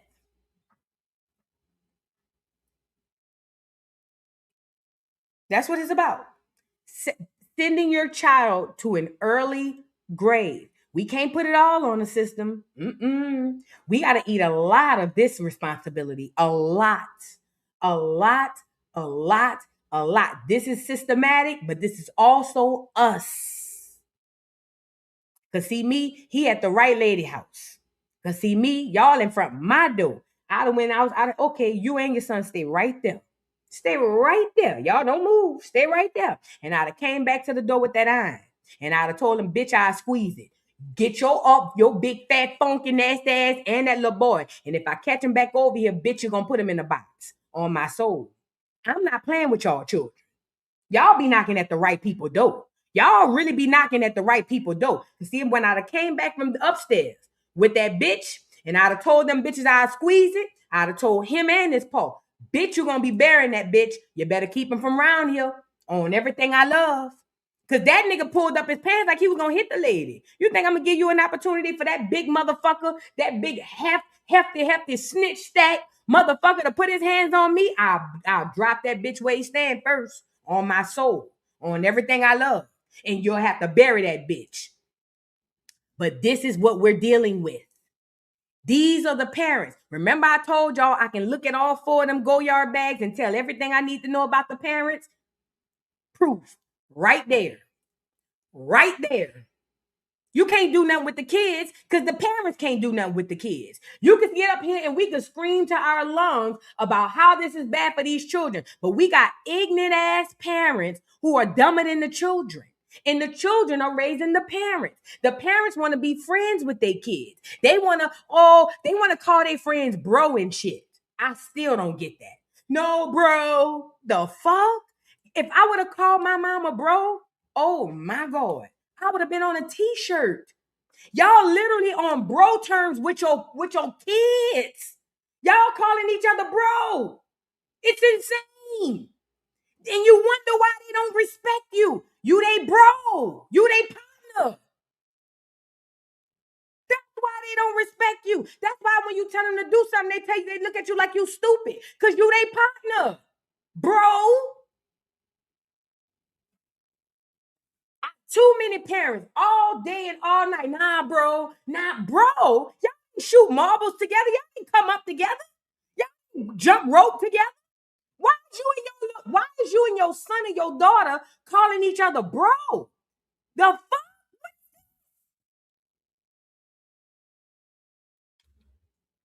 It's the parents. We can't put it all on the system. We got to take some of that responsibility, okay? Let's move on. We got to take some of that responsibility. It ain't all on us. It ain't all on the system. Now I want to talk about let me move to this next subject really quickly to get off of this. I want to talk about who's a threat in Hollywood. Let's be clear. Nobody is a threat in Hollywood. That's why it's such an exclusive club to get in, okay? Why is this important? Because all of these people in Hollywood that y'all think are so dope and so lit and so strong and so big, them niggas ain't shit. Niggas like 50 Cent who act like he the man to us is a whole hoe out here to them people behind them doggone them curtains. Do you hear me? All of these niggas that's on here cosplaying to you. Remember, the powers that be don't give a damn if they come to you and lie. They know what's real. So all of these so-called actors, athletes, rappers, all of these people playing to us like they big and bad, they a whole hoe out here behind the scenes. None of these niggas is threats. Everybody playing. Everybody got a character face on. Everybody bullshitting. Everybody is bullshitting. Even 50 Cent and all of the people y'all think is so lit and so hard, the Boosies, or I know he could fight, or I know he from the hood, the Lil Waynes, or I know he, or Birdman, really. None of them niggas wasn't on none of that shit. Y'all just be falling for anything. Okay? Now, let's get into Dame Dash. I know a lot of people don't like to hear Dame Dash speak, but I do, because you know why? Number one, I always learn from him. Number one. Number two, I always listen to him speak because he's had enough experience in the game to where he knows exactly what the hell he's talking about. And number three, I don't give a damn about Jay-Z, so I'm not dick riding Jay, so I can't receive the message, okay? And he also, like I said, he gives good advice. Let's get into what Dame Dash was talking about, the people in Hollywood. What he's saying is true. None of the people in Hollywood are a threat, and they want it like that. All of these people y'all are thinking are bigger than the program are not. Let's get into it. Notice in Hollywood, right? The people that are doing good are not a threat. So like Kevin is 5 feet tall. He's not a threat. No matter how much he work out, they're not going to make him. They're not even going to let him be Ant-Man. He's never going to play a superhero. He's not intimidating. He doesn't mind being the butt and getting kicked around. You know, you saw the roast. Like a real black man ain't having that. You know, even like Tyler Perry. It's a dude that dresses up like a woman. There's no threat there, right? Like, tell me someone that Hollywood is empowered that could potentially be a threat. The Rock? How is The Rock a threat? You just saying physically. You talked about what's the name? Physically, Denzel someone Washington. that can't be controlled. Denzel Washington. What is no disrespect to Denzel, but tell me something revolutionary Denzel's done that's helped and pushed black people's agenda forward. Name one thing. I don't know his history like that. But you should, though. He's that big of a star that anything he would do to help us. Michael Jordan, what has he done? Name one thing besides make a sneaker that white people make money off of. Like, no disrespect to him, but he has never been radical. Tell me something. He's not radical, but he's inspired a lot of kids. That's not what I asked you, though. LeBron James. Controlled.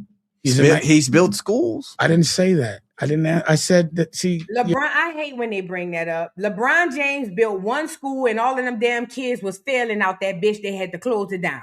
Stop doing that.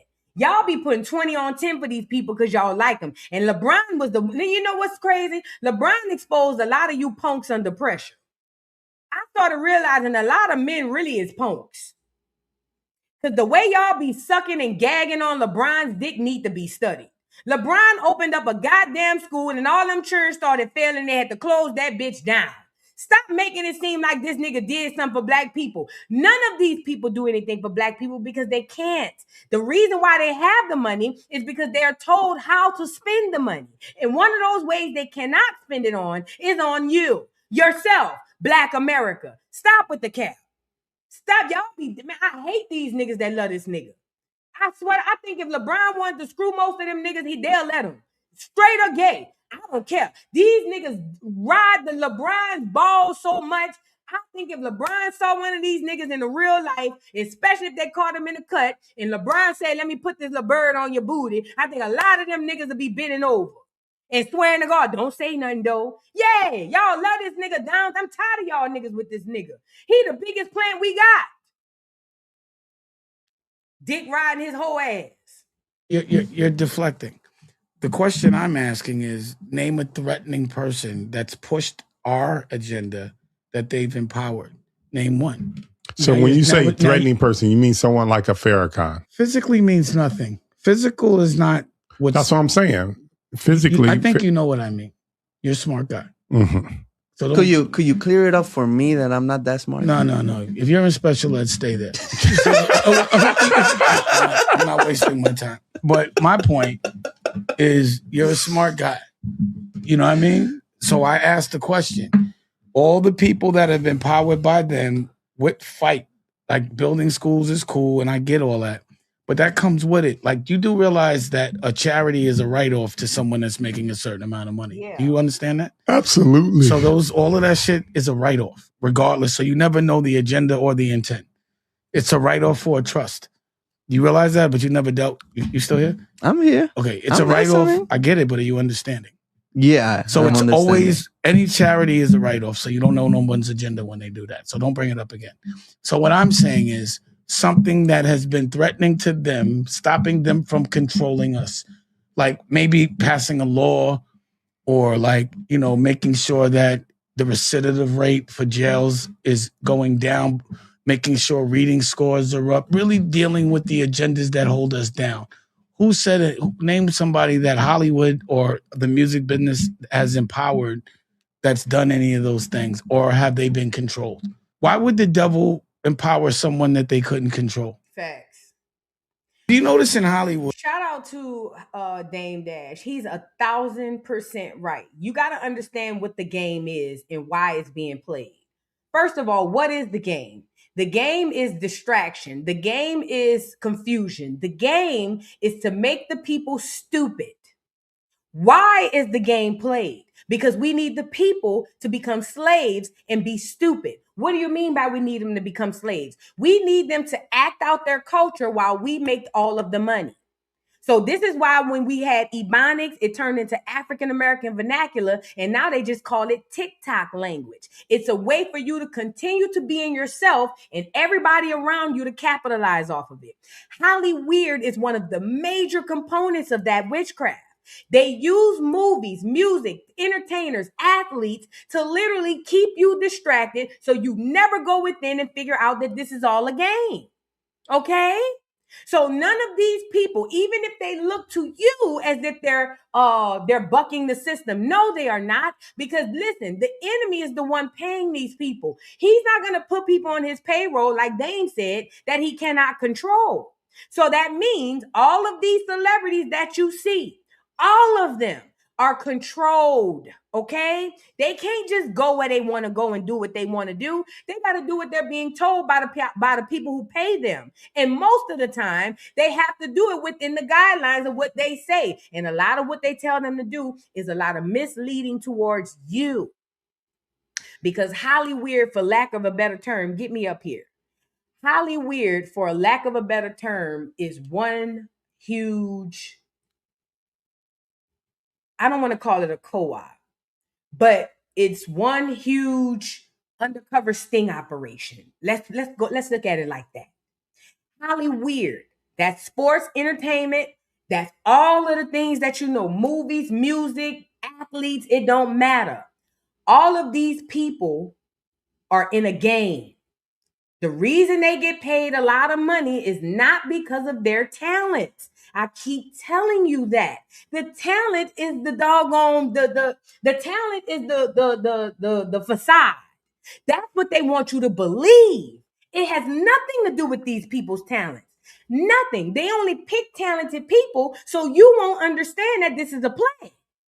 So they go get the most talented among us, and then they push them in front of us, and they make them rich. They give them a lot of money. They give them a lot of clout. They give them TV shows. They give them everything.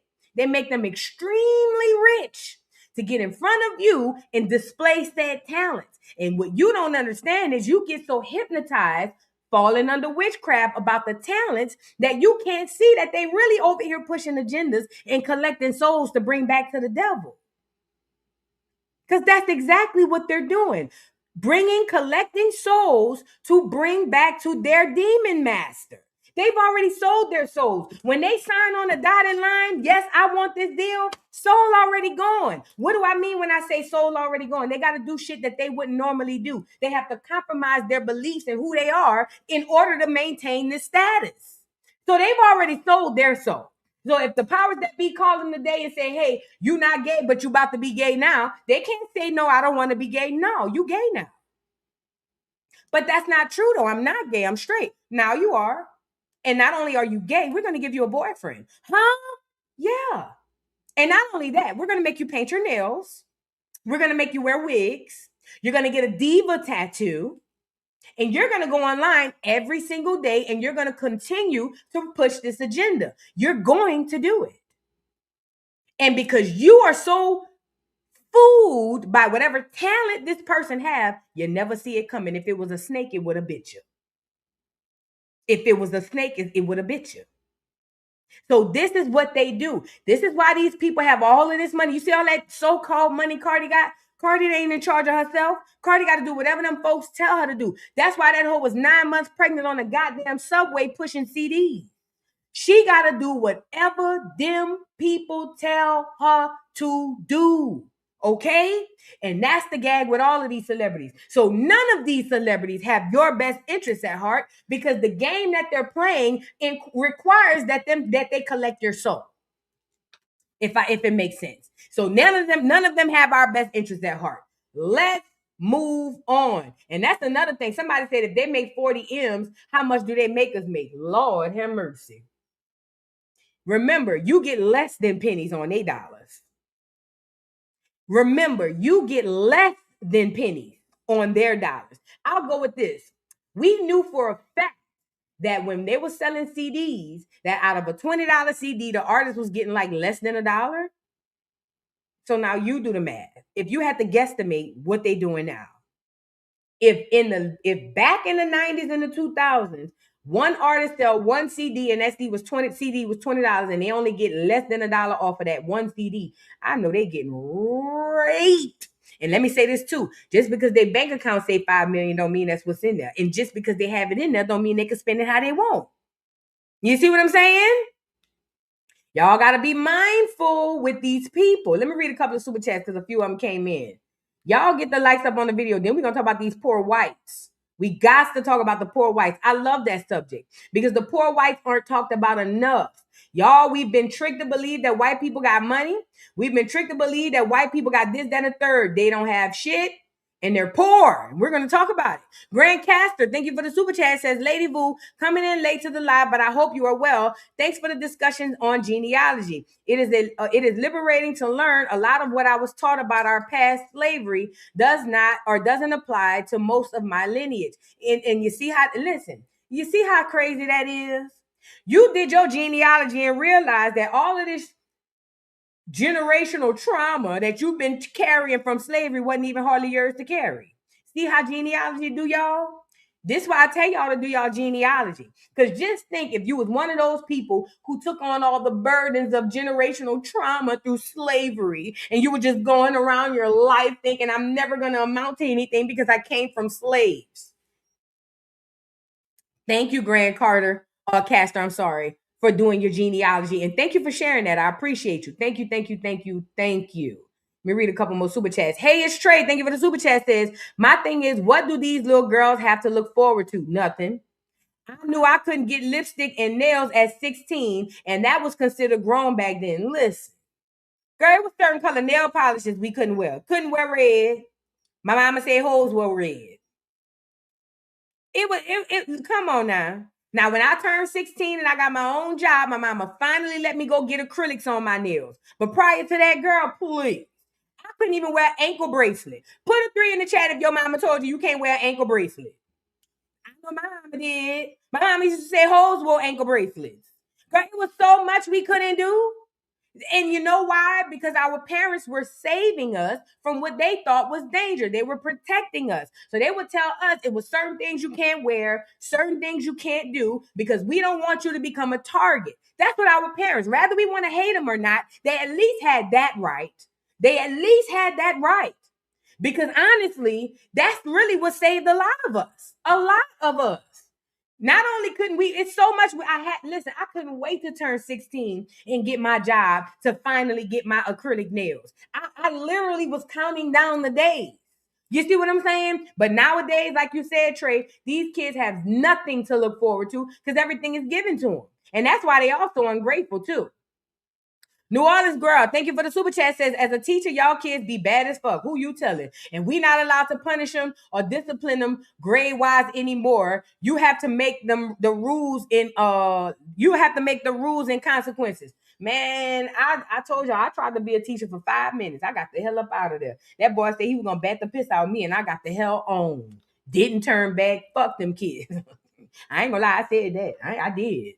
I did.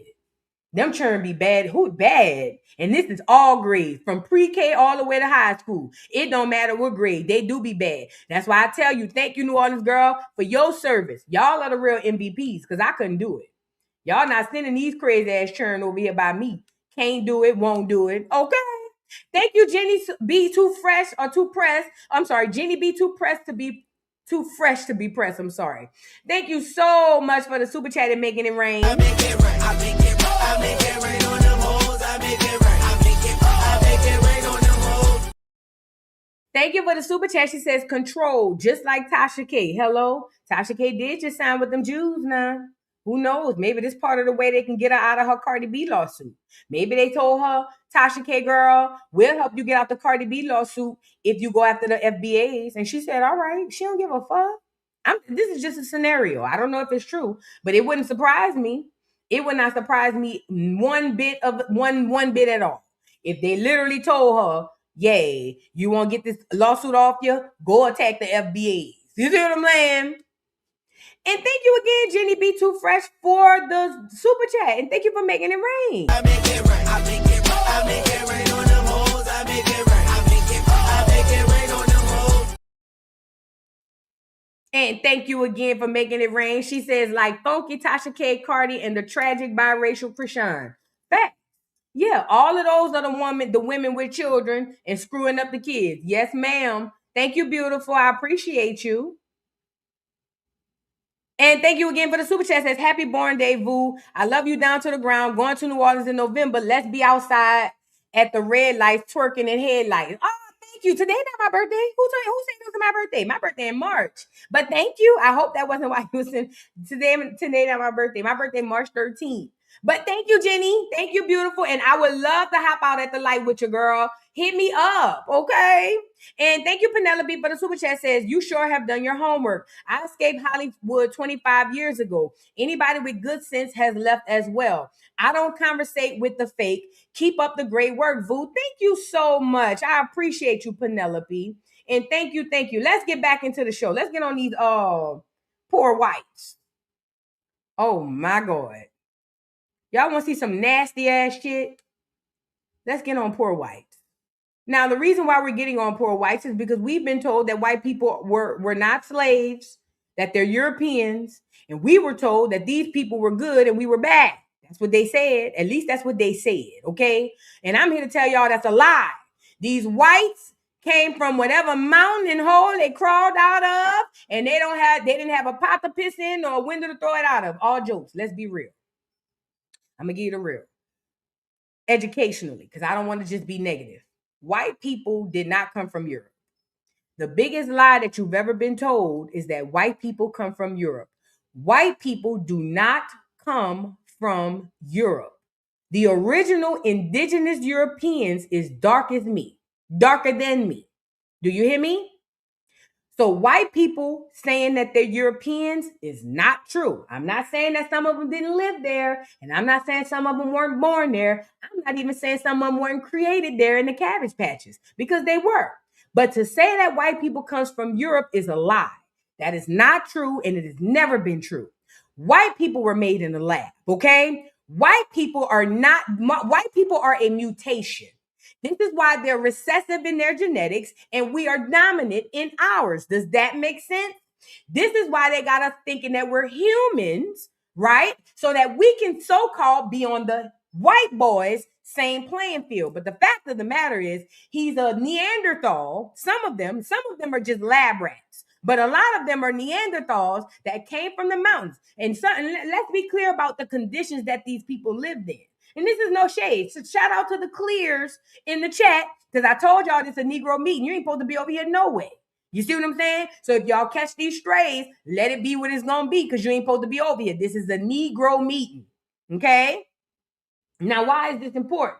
Let's get into what these people were living like. I've done the research on this. Let's get into what these people were living like when they were over in their mountains and in their stuff. These people did not bathe.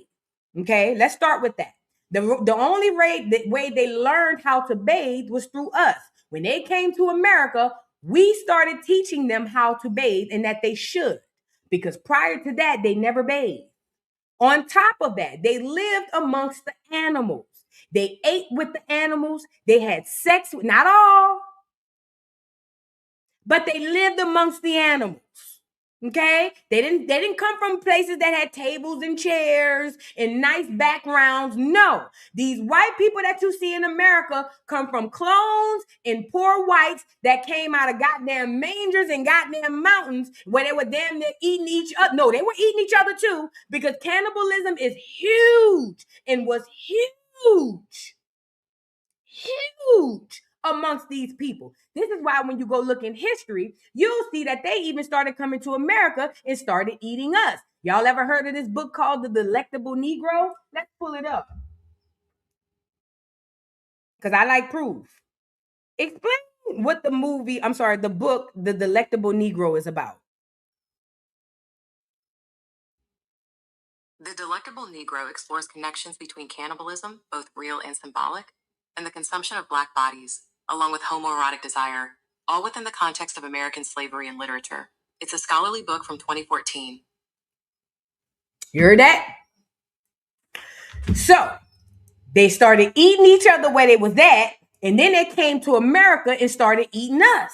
And let me tell you, it was for a lot of reasons. Like the lady say, homoerotic, some sexual shit, some weird shit. And this is why a lot of that LGBTQ stuff going on. That stuff come from them.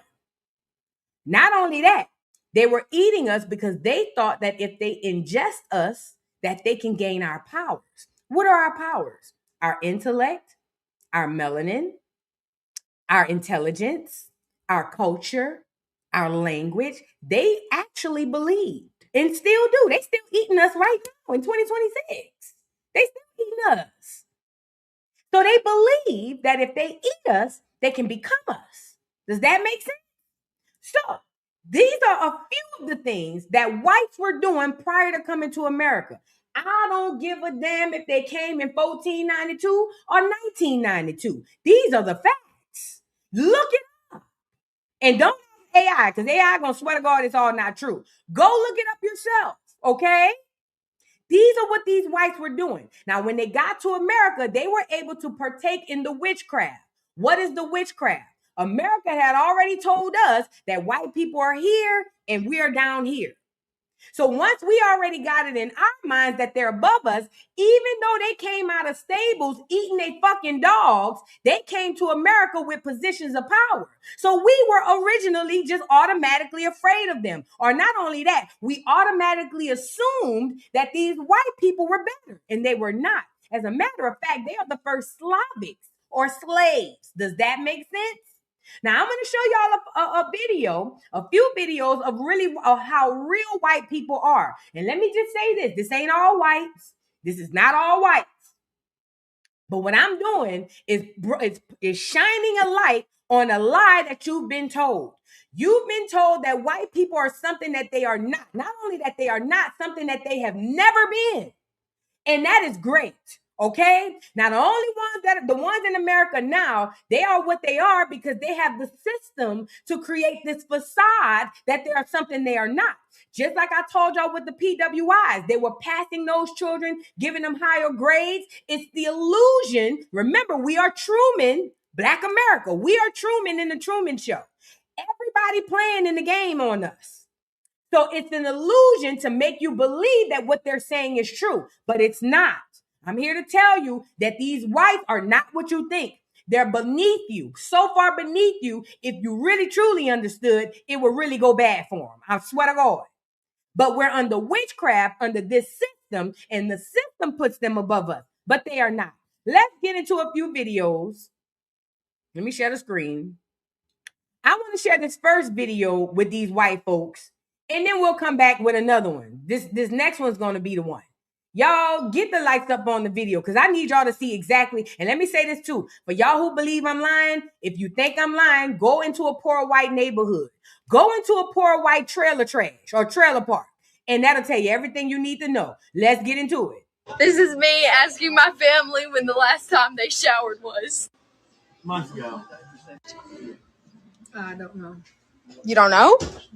If you had to have like a guess. 2 months ago. Okay. Couldn't tell you. You don't know? Estimate. It ain't no 3 months. It's been 3, 4 months. Let's go. What? 4 months. Okay. Whenever Poppy did 4 months ago. Okay. You know, I really hope y'all playing.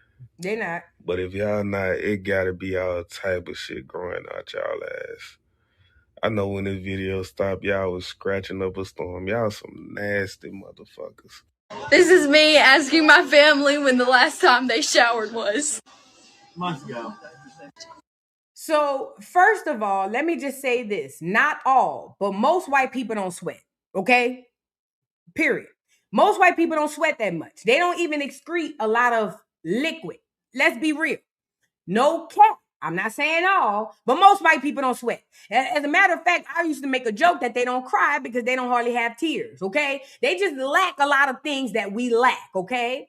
But the fact of the matter is, these white folks been living like this for centuries, okay? They didn't just get like this. Remember, they didn't learn how to bathe until they got to America.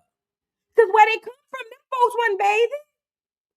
They literally were eating each other. They slept with their animals. They slept outside in barns with their horses, with their cows, with their animals. That's how they lived. They lived amongst their animals. Somebody said thousands of years. They're not thousands of years old. That's another trick. White people is less than 600 years old. White people are not older than, I ain't gonna lie, I'll probably say about 300 years tops. White people are not thousands of years old. That's a whole nother lie, but that's a story for another day. Listen, this is the point. I need you to understand what these people are hiding behind a facade. What is that facade? The facade is for you to believe that they're sitting on a pedestal and they are not.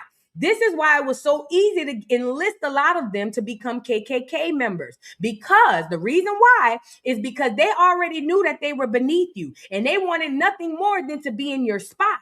So it takes nothing for them to recruit other white people to join the KKK because, of course, I want to be rich. I want to live like them. So you damn right I'll come join.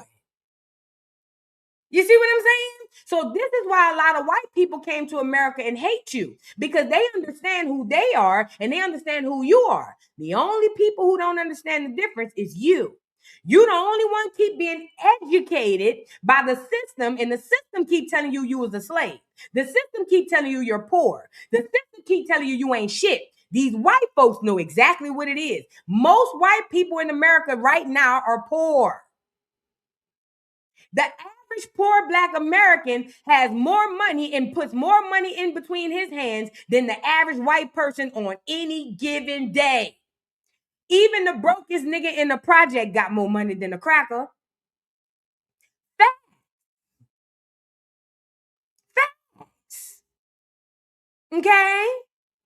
Now, the point is this. You need to know that this is all witchcraft. This is all a play. If you believe that they are above you and you're below them, then as it is, so it is. If you believe it, it is so. Does that make sense? So the point is, do not believe that. Hold on, let me show you this other video. Hold on, not that. Let me show y'all this other video.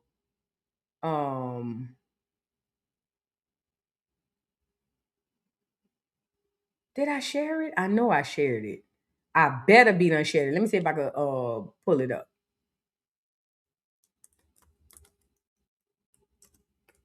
I might have shared it. I might have shared it on Instagram. Hold on. Y'all give me 2 seconds. I'm trying to pull this video. Hopefully I can find it. I think this is it. Yep, this it. Now let's get into this. Because what I'm showing you guys is not simply just some random whites. This is how white people live. And listen, the way they live in 2026 is indicative of how they lived before they got to America. Pay attention. You saw how they were saying, I ain't bathed in 4 months, 6 months, 8 months. That's how they live where they came from. Now let's look at these whites that live in the Appalachian Mountain. Remember, I told y'all they lived amongst their animals. They ate with their animals. They had sex with their animals and all kinds of stuff. Let's get into it.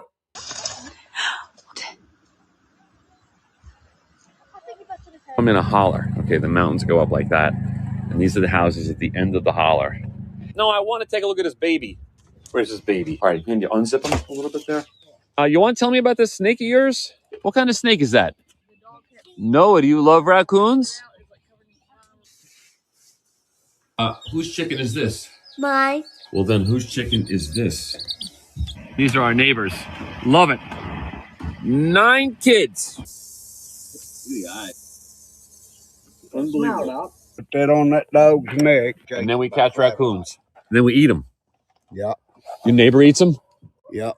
Line is so long. Amy, let's get married. Let's go, honey. I'll get the boogie boogie.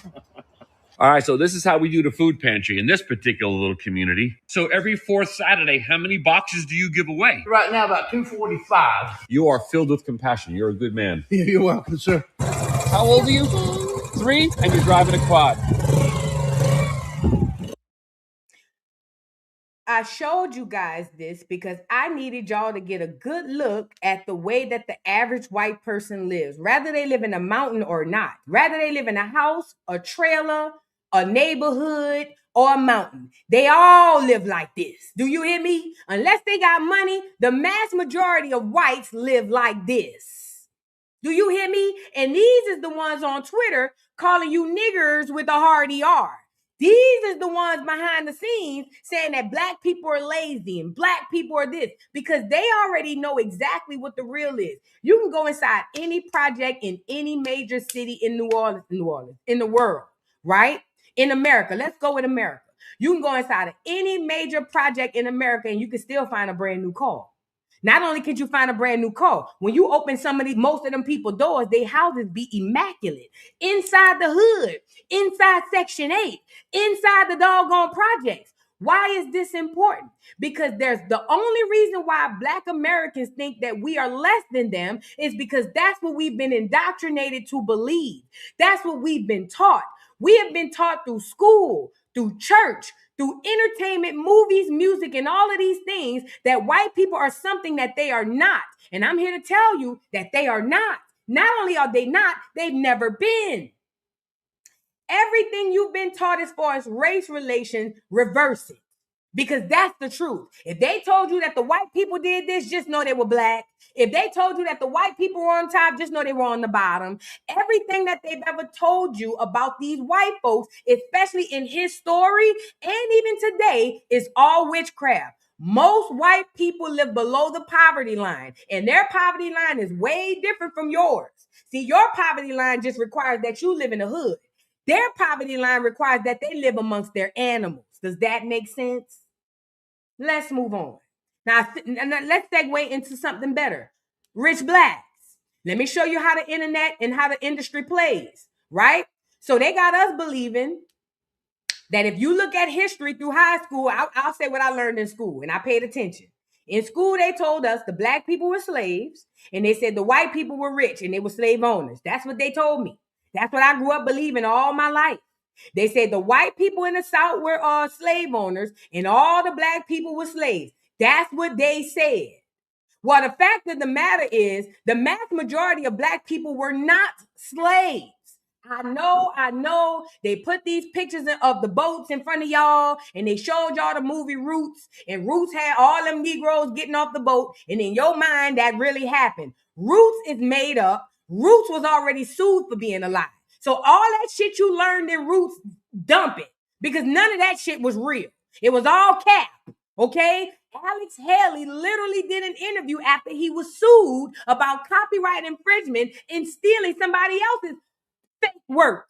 Okay? So all that shit you learned in Roots is cap. I'm about to expand your mind right quick if you just got here. Okay? Now let's make it clear. Black Americans in the South, you want to hear about that not antebellum, but y'all remember the stuff that they like to draw and put in the movies with the white people in the big old dresses and they dressing nice? That was us. That wasn't them. That was us. Remember, they poor whites coming in through Ellis Island without a pot to piss in or a window to throw it out of. Do you hear me? Let's get into this video because I want to kind of shift your mindset. Just like the young lady who texted earlier who sent the super chat. You know what she said? Thanks, Boo, for opening me up the genealogy. All this time I'm thinking we come from slaves. Whole time we wasn't slaves. You know why? Because the mass majority of Black America wasn't slaves. And you're going to find this out. I'm not saying that you don't have slavery in your family. We all do. But what we've been taught as far as history is a lie. The mass majority of Black Americans actually own the mass majority of America. Do you hear me? It was slowly but surely taken away from us. Let's get into Brother Truth Online. Shout out to Brother Truth Online as he exposed these Black wealthy people in the South. Let's get into it. Black people were supposed to be slaves. How were we labeled as the wealthy Negroes all throughout these newspaper articles at a time where slavery had supposedly just ended here in America? Now, see, this is from the Lebanon Express, July 29th, 1887, and the title reads, Wealthy Negroes. The Carolinas take the lead for the number of wealthy Negroes. North Carolina has 20 who are worth from $10,000 to $30,000 each. In South Carolina, the Negroes own 10 million acres worth of property. Well, I'll be damned. You mean descendants of slaves? Shh, but wait, there's more. And then we have here in the Billings Time newspaper from April the 2nd, 1903, it's titled Wealthy Negroes. And it says 7,000 Negroes in the Creek Nation own 1.1 million acres of land. You talking about the descendants of slaves? Nah, they said Negroes of the Creek Nation. And then it reads, the wealth of these 7,000 Negroes can therefore be safely estimated at $22 million. Negroes who were slaves? Come on, man. Wait, there's still more. This is from the African American, October the 28th, 1933, y'all. And it reads, $268 million worth in Negro homes in 15 cities. And then it says the U.S. Census reports that Philly leads in the number of homes, y'all. You talking about the same Philadelphia while people is out there hurting on the streets now? Yeah, that Philadelphia was the number one ranked in the nation for having Negro homes. And here's the crazy part, y'all. It says Philadelphia was ranked first, right, with 7,829. Then the next one is Memphis, ranked second with 7,556. Then it is Washington, that's ranked third with 7,314. Then the next one is Chicago, right, with 5,765. Now, I find it funny that these top four cities here, who had some of the most Negro development and ownership, are now doing the worst in today's times. We already know what's going on in Philly and Memphis for sure, how underdeveloped and funded they are. And do we even need to talk about the crime and things that are going on in Chirac? Come on, y'all. This is not by accident. It is by strategical design. This is why I say we have to correct our status and leave this Negro-donian black movement and whole mindset that they gave us alone and go back to our tribal traditions and ways, because we used to have ownership. We used to rule things. We used to actually have equity here in this country when we knew who our ancestors were. Yeah, I think it's safe to say they got us again. They got us again. Now, if black people... Shout out to Brother Truth Online. Do you see why I push genealogy so hard? It took me to understand my ancestry for me to realize that everything I learned in school was a bunch of bullshit. Now, remember, if we go through the movies and the stuff that we were taught, all of the black people in the South, or at least the mass majority of us, was supposed to be slaves. So how are all of these cities ranking top with black Negro millionaires who own not only just like a couple of houses, they own lands. These are our ancestors. This is why do you think they gave us 23andMe? Why do you think they hurry up and drop the DNA test on us? Because if they figured if we do the DNA test, we'd never go back into genealogy. And that is strategic and by design. Because if you go through genealogy, you're going to realize, like somebody posted earlier, she said, I thought I came from slaves, but it took for me to do my genealogy to realize that I came from well-to-do black people. It's the same thing that's happening now. And the mass majority of us, I ain't gonna say the mass majority, a large number of us came from the same group of people. And that wealth was gradually taken as the time went on. I keep telling y'all, when Martin Luther King marched us up the mountain talking about he wanted to have a dream, when we came back down, he had done stole all our shit. This is why they get you to praise Martin Luther King. This is why they get you to love on him. This is why he has a holiday every January and he capitalizes on February, because he was one of the main people that single-handedly was able to grab our wealth from us and hand it over to them. And like Brother Truth Online said, all of these major cities back then had all of these major billionaires and millionaire Negroes. Now these the poorest cities amongst us. That ain't by mistake. That's by design. Slowly but surely, they got us teaching. They started teaching us that we came from Africa and that we're slaves. And we started being hyper-focused on race relations. And we didn't know that behind the scenes, they were taking our businesses. They were taking our lands. They were taking our properties. They were taking everything that we had. So then we wake up 60 to 100 years later, and now we have nothing. Even all of us who have something still have nothing. We don't really own nothing. Y'all ain't never peeped that? This is back when people owned stuff. This is who you are, Black America. You ain't no slave that came off no boat. Stop letting people tell you that. That's witchcraft. It's spell work. You are a people of substance. You are a people of the God, of the Most High God. He blessed you with all of this shit. The world wouldn't be what it is if it were not for you. And the reason why they keep you stuck in entertainment is so you never go within and figure this shit out. This is all one big game. The whites are not what you thought they were, and neither are you. You are not who you thought you were. If whatever they told you about the white people, that was your history. And whatever they told you about your ass, that was theirs. They came off a boat through Ellis Island, through Angel Island, and all these other ports. Your ass was already here.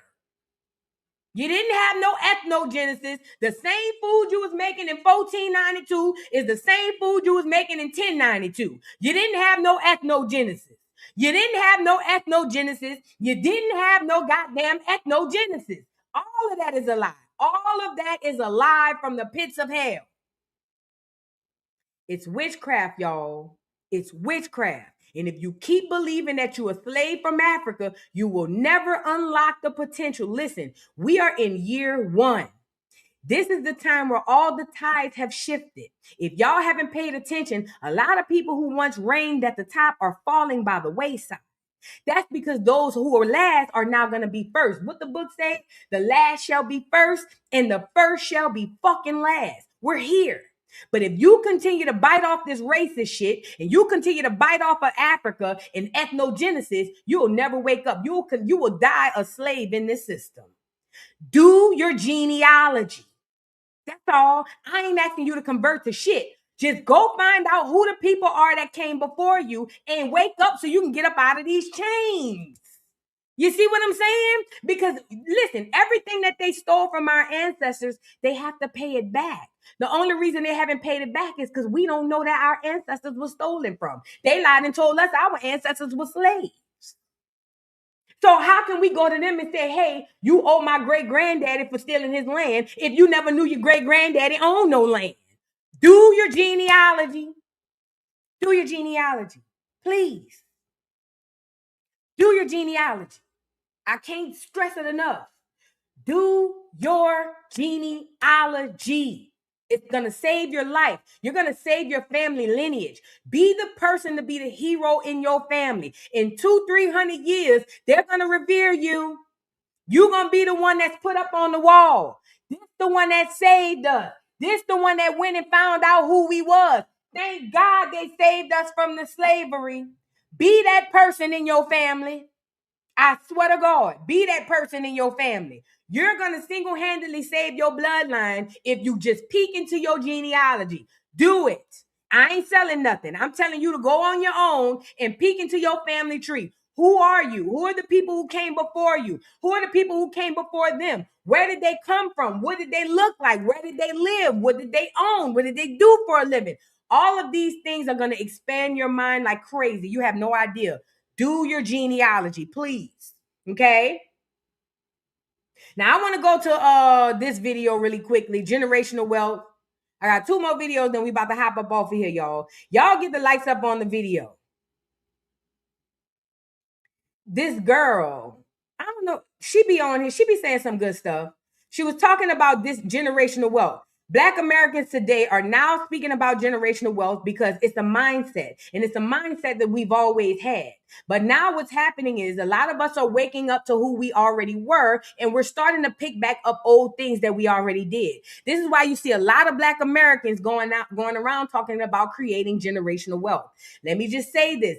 None of this matters if your children do not know how to handle the wealth. Okay, if you're gonna create generational wealth to a bunch of children who don't have no discipline, who don't know how to spend money, who don't know how to marry right, and who don't know how to make sure that this thing carries over for the next few generations, then you're basically hustling backwards. You're gonna have to indoctrinate your children. Yes, you're gonna have to indoctrinate your children to protect the generational wealth first. That means it don't matter who you like.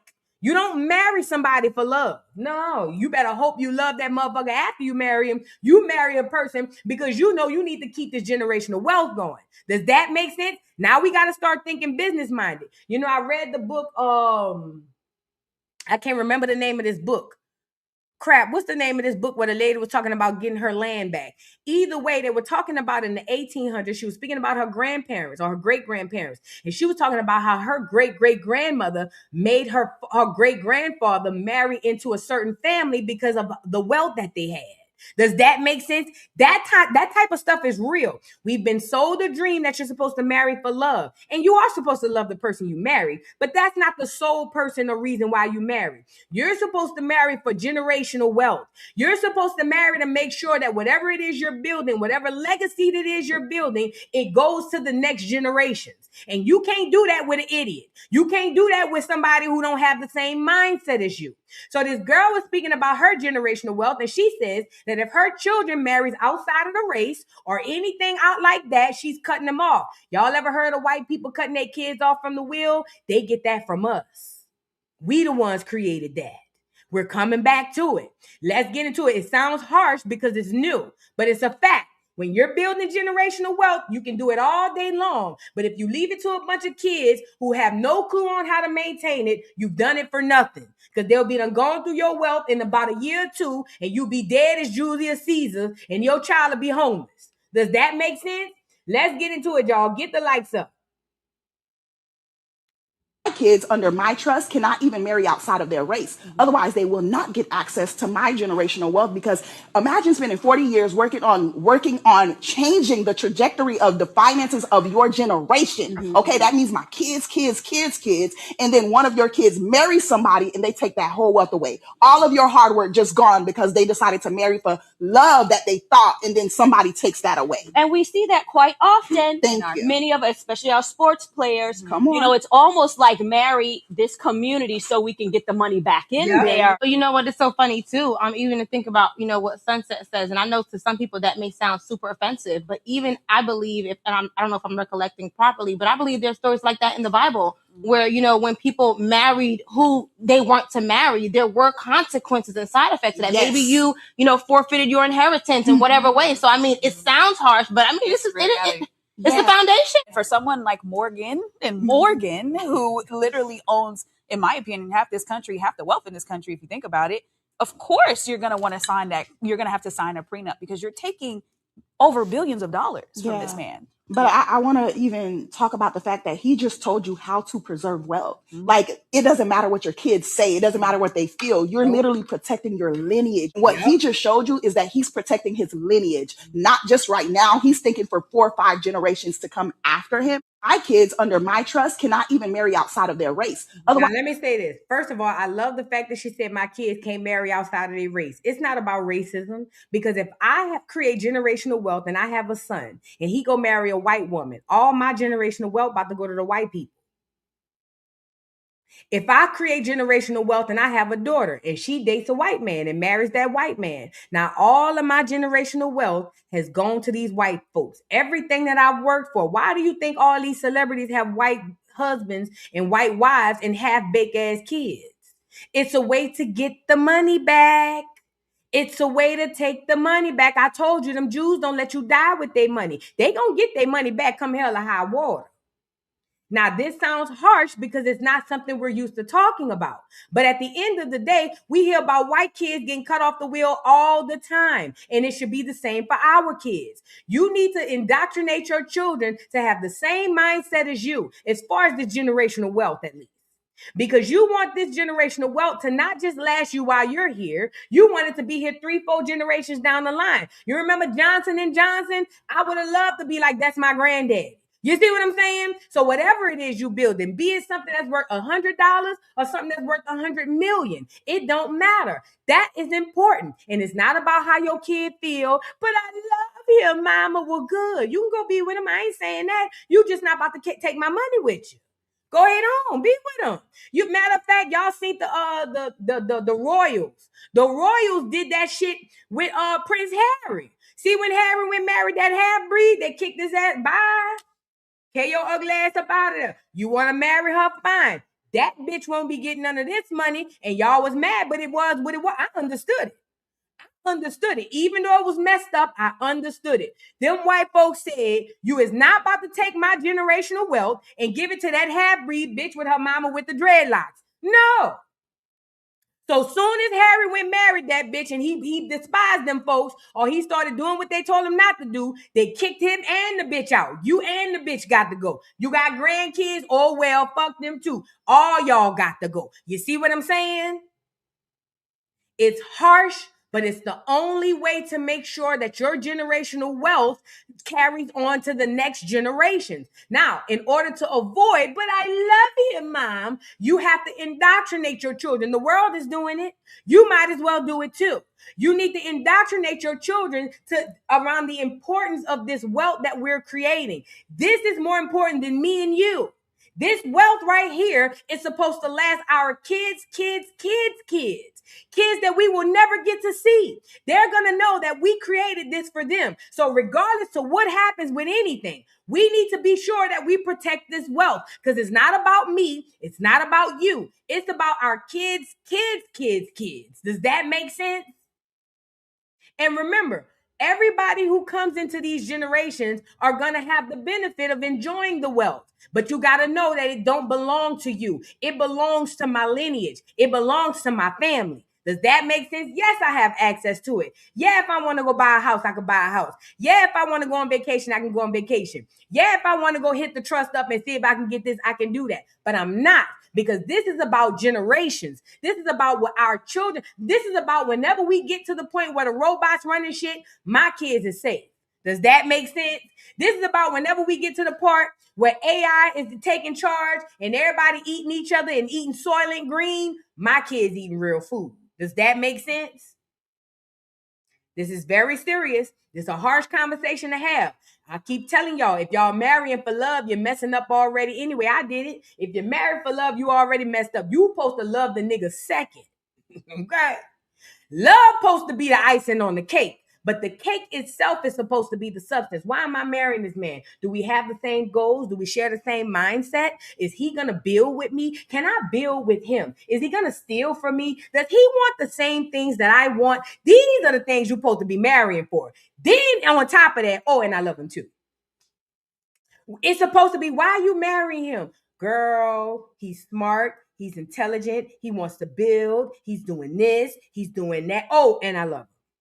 That's how it's supposed to go. And it's for men too, even with women. You don't just grab no woman because she fine. You don't just grab no bitch because she got money. Is the bitch a good mother? Can she rear children? Can she raise intelligent breed? Can she breed intelligent children? All of this matters. It's not about how you feel. They've been using witchcraft to control us through our feelings, okay? That's how they've been controlling us through that witchcraft. Using our feelings. Get out your feelings. This ain't got nothing to do with that. Get up out of there. This ain't got nothing to do with feelings. This has everything to do with you creating this generational wealth. So please, we already learned that all of us didn't come from slavery, and we're already getting the mindset to reclaim our wealth. But it's not going to make sense if you don't have another generation to pass it off to. Okay? Now, for the last subject we're going to get into, let's get into these flock cameras and the Jews. You know, the Jews they always have their own specific rules that they don't have to follow. You know why that is? Because the Jews are the ones behind running this shit. They're not the real ones, but at least they're the ones on the face of it in America. So let's get into the Jews and the flock cameras. Why is this important? Y'all know we got flock cameras, and I keep telling y'all these flock cameras are nothing but simple radar systems. These radar cameras can literally see in your car, and in your homes, allegedly. Okay? So now these flock cameras are everywhere. You cannot go anywhere without a flock camera following you unless you go to a Jewish neighborhood. Somehow the Jews was able to get America to put flock cameras everywhere except their neighborhoods. Let's get into it. I wonder who lives in this one little section in Manhattan that doesn't have flock cameras. Let's take a closer look. Oh, shocker, it's filled with nothing but Jewish synagogues, huh? But I'm sure that's just a coincidence, just like the ADL anti-Semitic reporting map perfectly overlaying with flock AI surveillance cameras. Now you might be asking yourself, what could get you on this anti-Semitic incident reporting map? Oh, just saying things like you hate the Antichrist or Christ is king. I mean, guys, it's not like Flock's largest investor is Jewish, right? Oh, never mind. I wonder why they wouldn't want flock cameras in their neighborhood. I mean, if they're not doing anything wrong, right? Oh, that's right. They have soiled mattresses under their synagogues and tunnel systems. Anything, that's the only place that needs these flock cameras. Look at what these people do. Their rabbi says that they can cleanse sins by doing this. God's people really love us. We're just upset because they're chosen. Let me back up because I don't think this is talked about enough. He said they can cleanse sins by doing this. I ain't going to read it. You see it. That ain't talked about enough. We hadn't even gotten to what they believe about the children. And you see why they don't have flock cameras where they're at? We haven't even began to speak about the children. Yeah, let that sink in. God's people really love us. We're just upset because they're chosen, and we're not.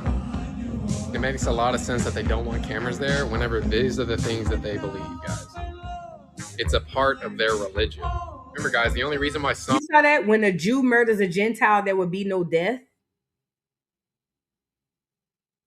Even the best of Goyim should all be killed. All children of Goyim are animals. Gentiles, Goys, are not humans. They are beasts. It says a Jew may violate but not marry a non-Jew girl. Girls in a state of nida, filth from birth. Jew may have sex with a child as long as the child is less than 9 years old. If a goy hits a Jew, he must be killed. When a Jew murders a Gentile, there will be no death penalty. It says if you eat with a goy, is the same thing as eating with a dog. If a Jew finds an object lost by a Gentile, goy, it does not have to be returned. What is a goy in Jewish terms? You know me. What is a goy in Jewish terms? Goy, which is the plural goyim, is a Hebrew and Yiddish term. It originally meant nation or people, but now it's used to describe someone who isn't Jewish, similar to Gentile. While often neutral, the word's meaning can sometimes be seen as dismissive depending on the context. So a goy is anybody who's not a Jew. And look at the rules they got for all the goys. And the Jewish synagogues don't have flock cameras. even though they be having tunnels and shit, and this they rules. Let that sink in. Let that ponder on your brain for just 2 seconds. A goy is anybody who's not a Jew. Anybody who's not a Jew. These are all the things they could do to you and not receive penalty. And this is the gag. The courts abide by this. When the last time you seen a Jewish get in trouble for anything? When the last time you seen a Jew get in trouble for anything? Remember, these are not the real Jews. That's why they call them Jewish. Ish mean kind of, almost, but not quite. That's why they call them Jewish. So in order to destiny swap with the real children of God, the real children of Most High, the real Jews, us, they got the system to act as God. So the system don't penalize them the way that they penalize us. And in our reality, that then makes them look like the real Jew, but they are not. Does that make sense? And in their books, it says God is protecting them. That ain't God. That's the system. That's America, the system.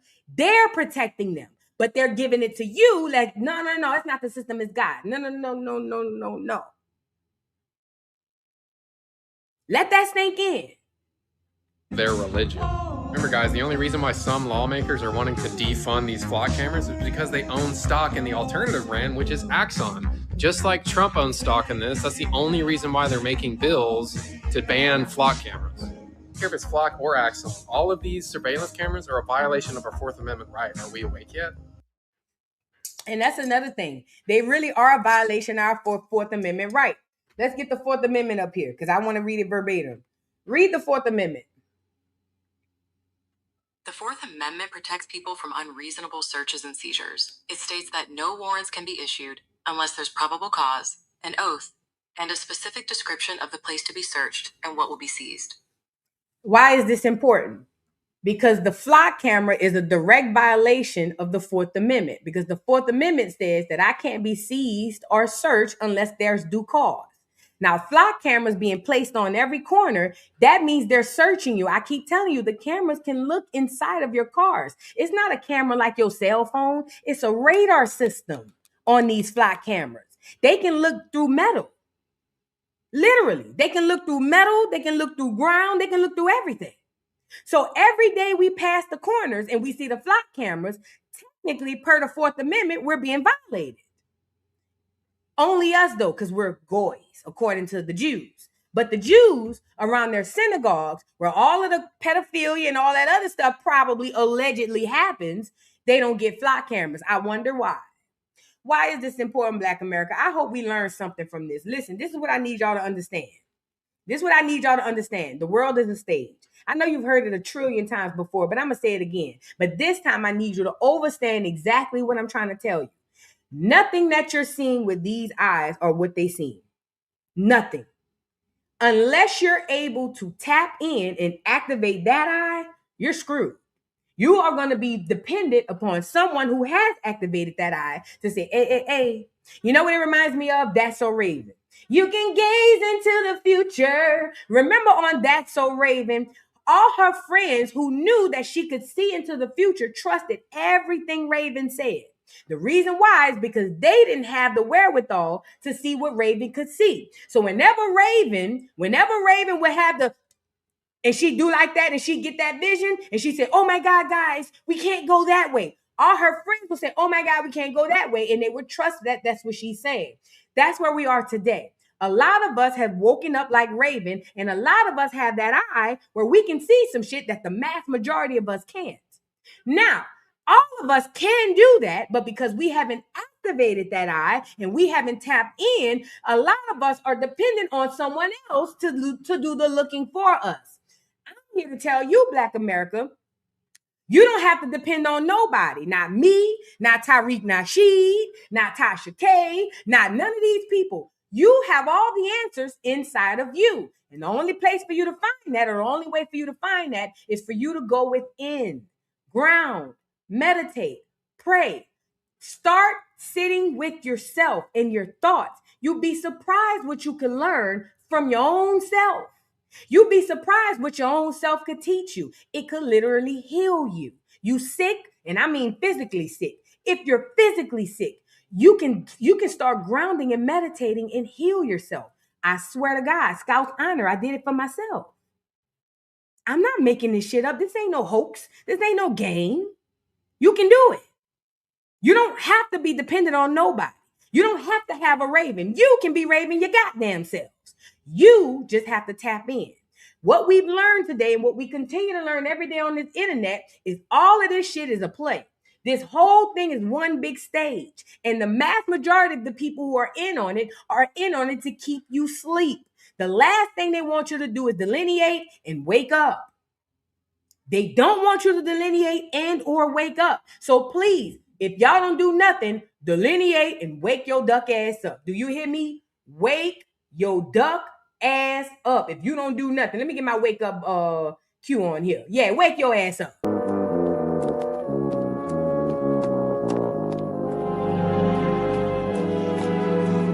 Wake up! Please, wake up. That's literally what they don't want you to do. So please continue to wipe the coal out your eyes. I know a lot of you niggas is snoozing the alarm, but that bitch ain't gonna stop going off. A lot of y'all ancestors keep tapping y'all on the shoulder and y'all keep doing this. Oh yes, I'm talking to somebody in the audience right now. A lot of y'all ancestors been tapping you niggas on the shoulder for a while, and y'all keep, I'ma get up. Give me 5 more minutes. Get your duck ass up, please. Wake up. We need the help. We fight a heavy spiritual warfare, please. And thank you. Now, I'm going to read the rest of these super chats and I'm going to hop up off of here. Shout out to everybody. Thank you so much, New Orleans girl, for the super chat. She says, go to your hometown's library and look for your last name. Yes, yes, yes. Somebody sent me an email the other day about genealogy. They were just getting started, and I forgot to mention the library. Go to your local state libraries or your local libraries, and start looking up your last name for historic records. You'd be surprised what you find. You might find my granddaddy owned half this damn city, and you can go get it back. That's your reparations. You're welcome. Thank you, New Orleans girl. And thank you, Jupiter Sun, for the super chat. Says, genealogy taught me that my lineage were successful farmers, teachers, marksmen, landowners. It's in my DNA. There you go. There you go. In the game, most of us don't know that because we were taught that all our people were slaves, and that was a lie. Thank you, Jupiter Sun, for sharing. I appreciate you. Y'all keep sharing them stories. New Orleans girl, thank you for the super chat. Says, my great-grandmother 4 times, or granddad 4 times, had farms and Irish and Asian slaves. See? Do you see? Do your genealogy. Thank you, New Orleans girl. Thank you. Harlem Scholar, thank you for the super chat. Says, thank you, Boo, for constantly encouraging us to do our genealogy. I started 10 years ago, then stopped, started again. I'm now in the 1600s in Goochland, Virginia, where I discovered my 6th great-grandfather was a war hero. Keep sending these stories. Keep doing your genealogy. You are inspiring each other. That's what this is all about. This is what they don't want. Continue to do it. Thank you, beautiful Harlem Scholar, for sharing that. And I'm so happy you found that. Thank you. Black Sonic. Let me read yours off the thing. How come when I got to pay $20 to bless you out, but you can scalp Tasha K? I'm going to bring you back up, Black Sonic. Now, if y'all don't know, me and Black Sonic got a beef. Okay? Black Sonic want to cuss me out and call me every bald head child in the book, but Black Sonic want to do it on a $3 super chat. I told Black Sonic that if he want to cuss me out, or she, that they got to send it on a $20 bill, and I'm standing on that. Okay? Now, what you got to say, Black Sonic? He says, or she says, how come why I got to pay $20 to bless you out, but you can scalp Tasha K with her non-existent edges? Explain that in my punk voice. $20, no ma'am. Get up off of here, Black Sonic. Get up off of here. You're done. I'm not playing with you today. No. $20 is the minimum. If you won't cuss me out, put it on the $20 bill or it ain't real. I said what I said. I could cuss Tasha K out. I own the house. I got the deeds on the house.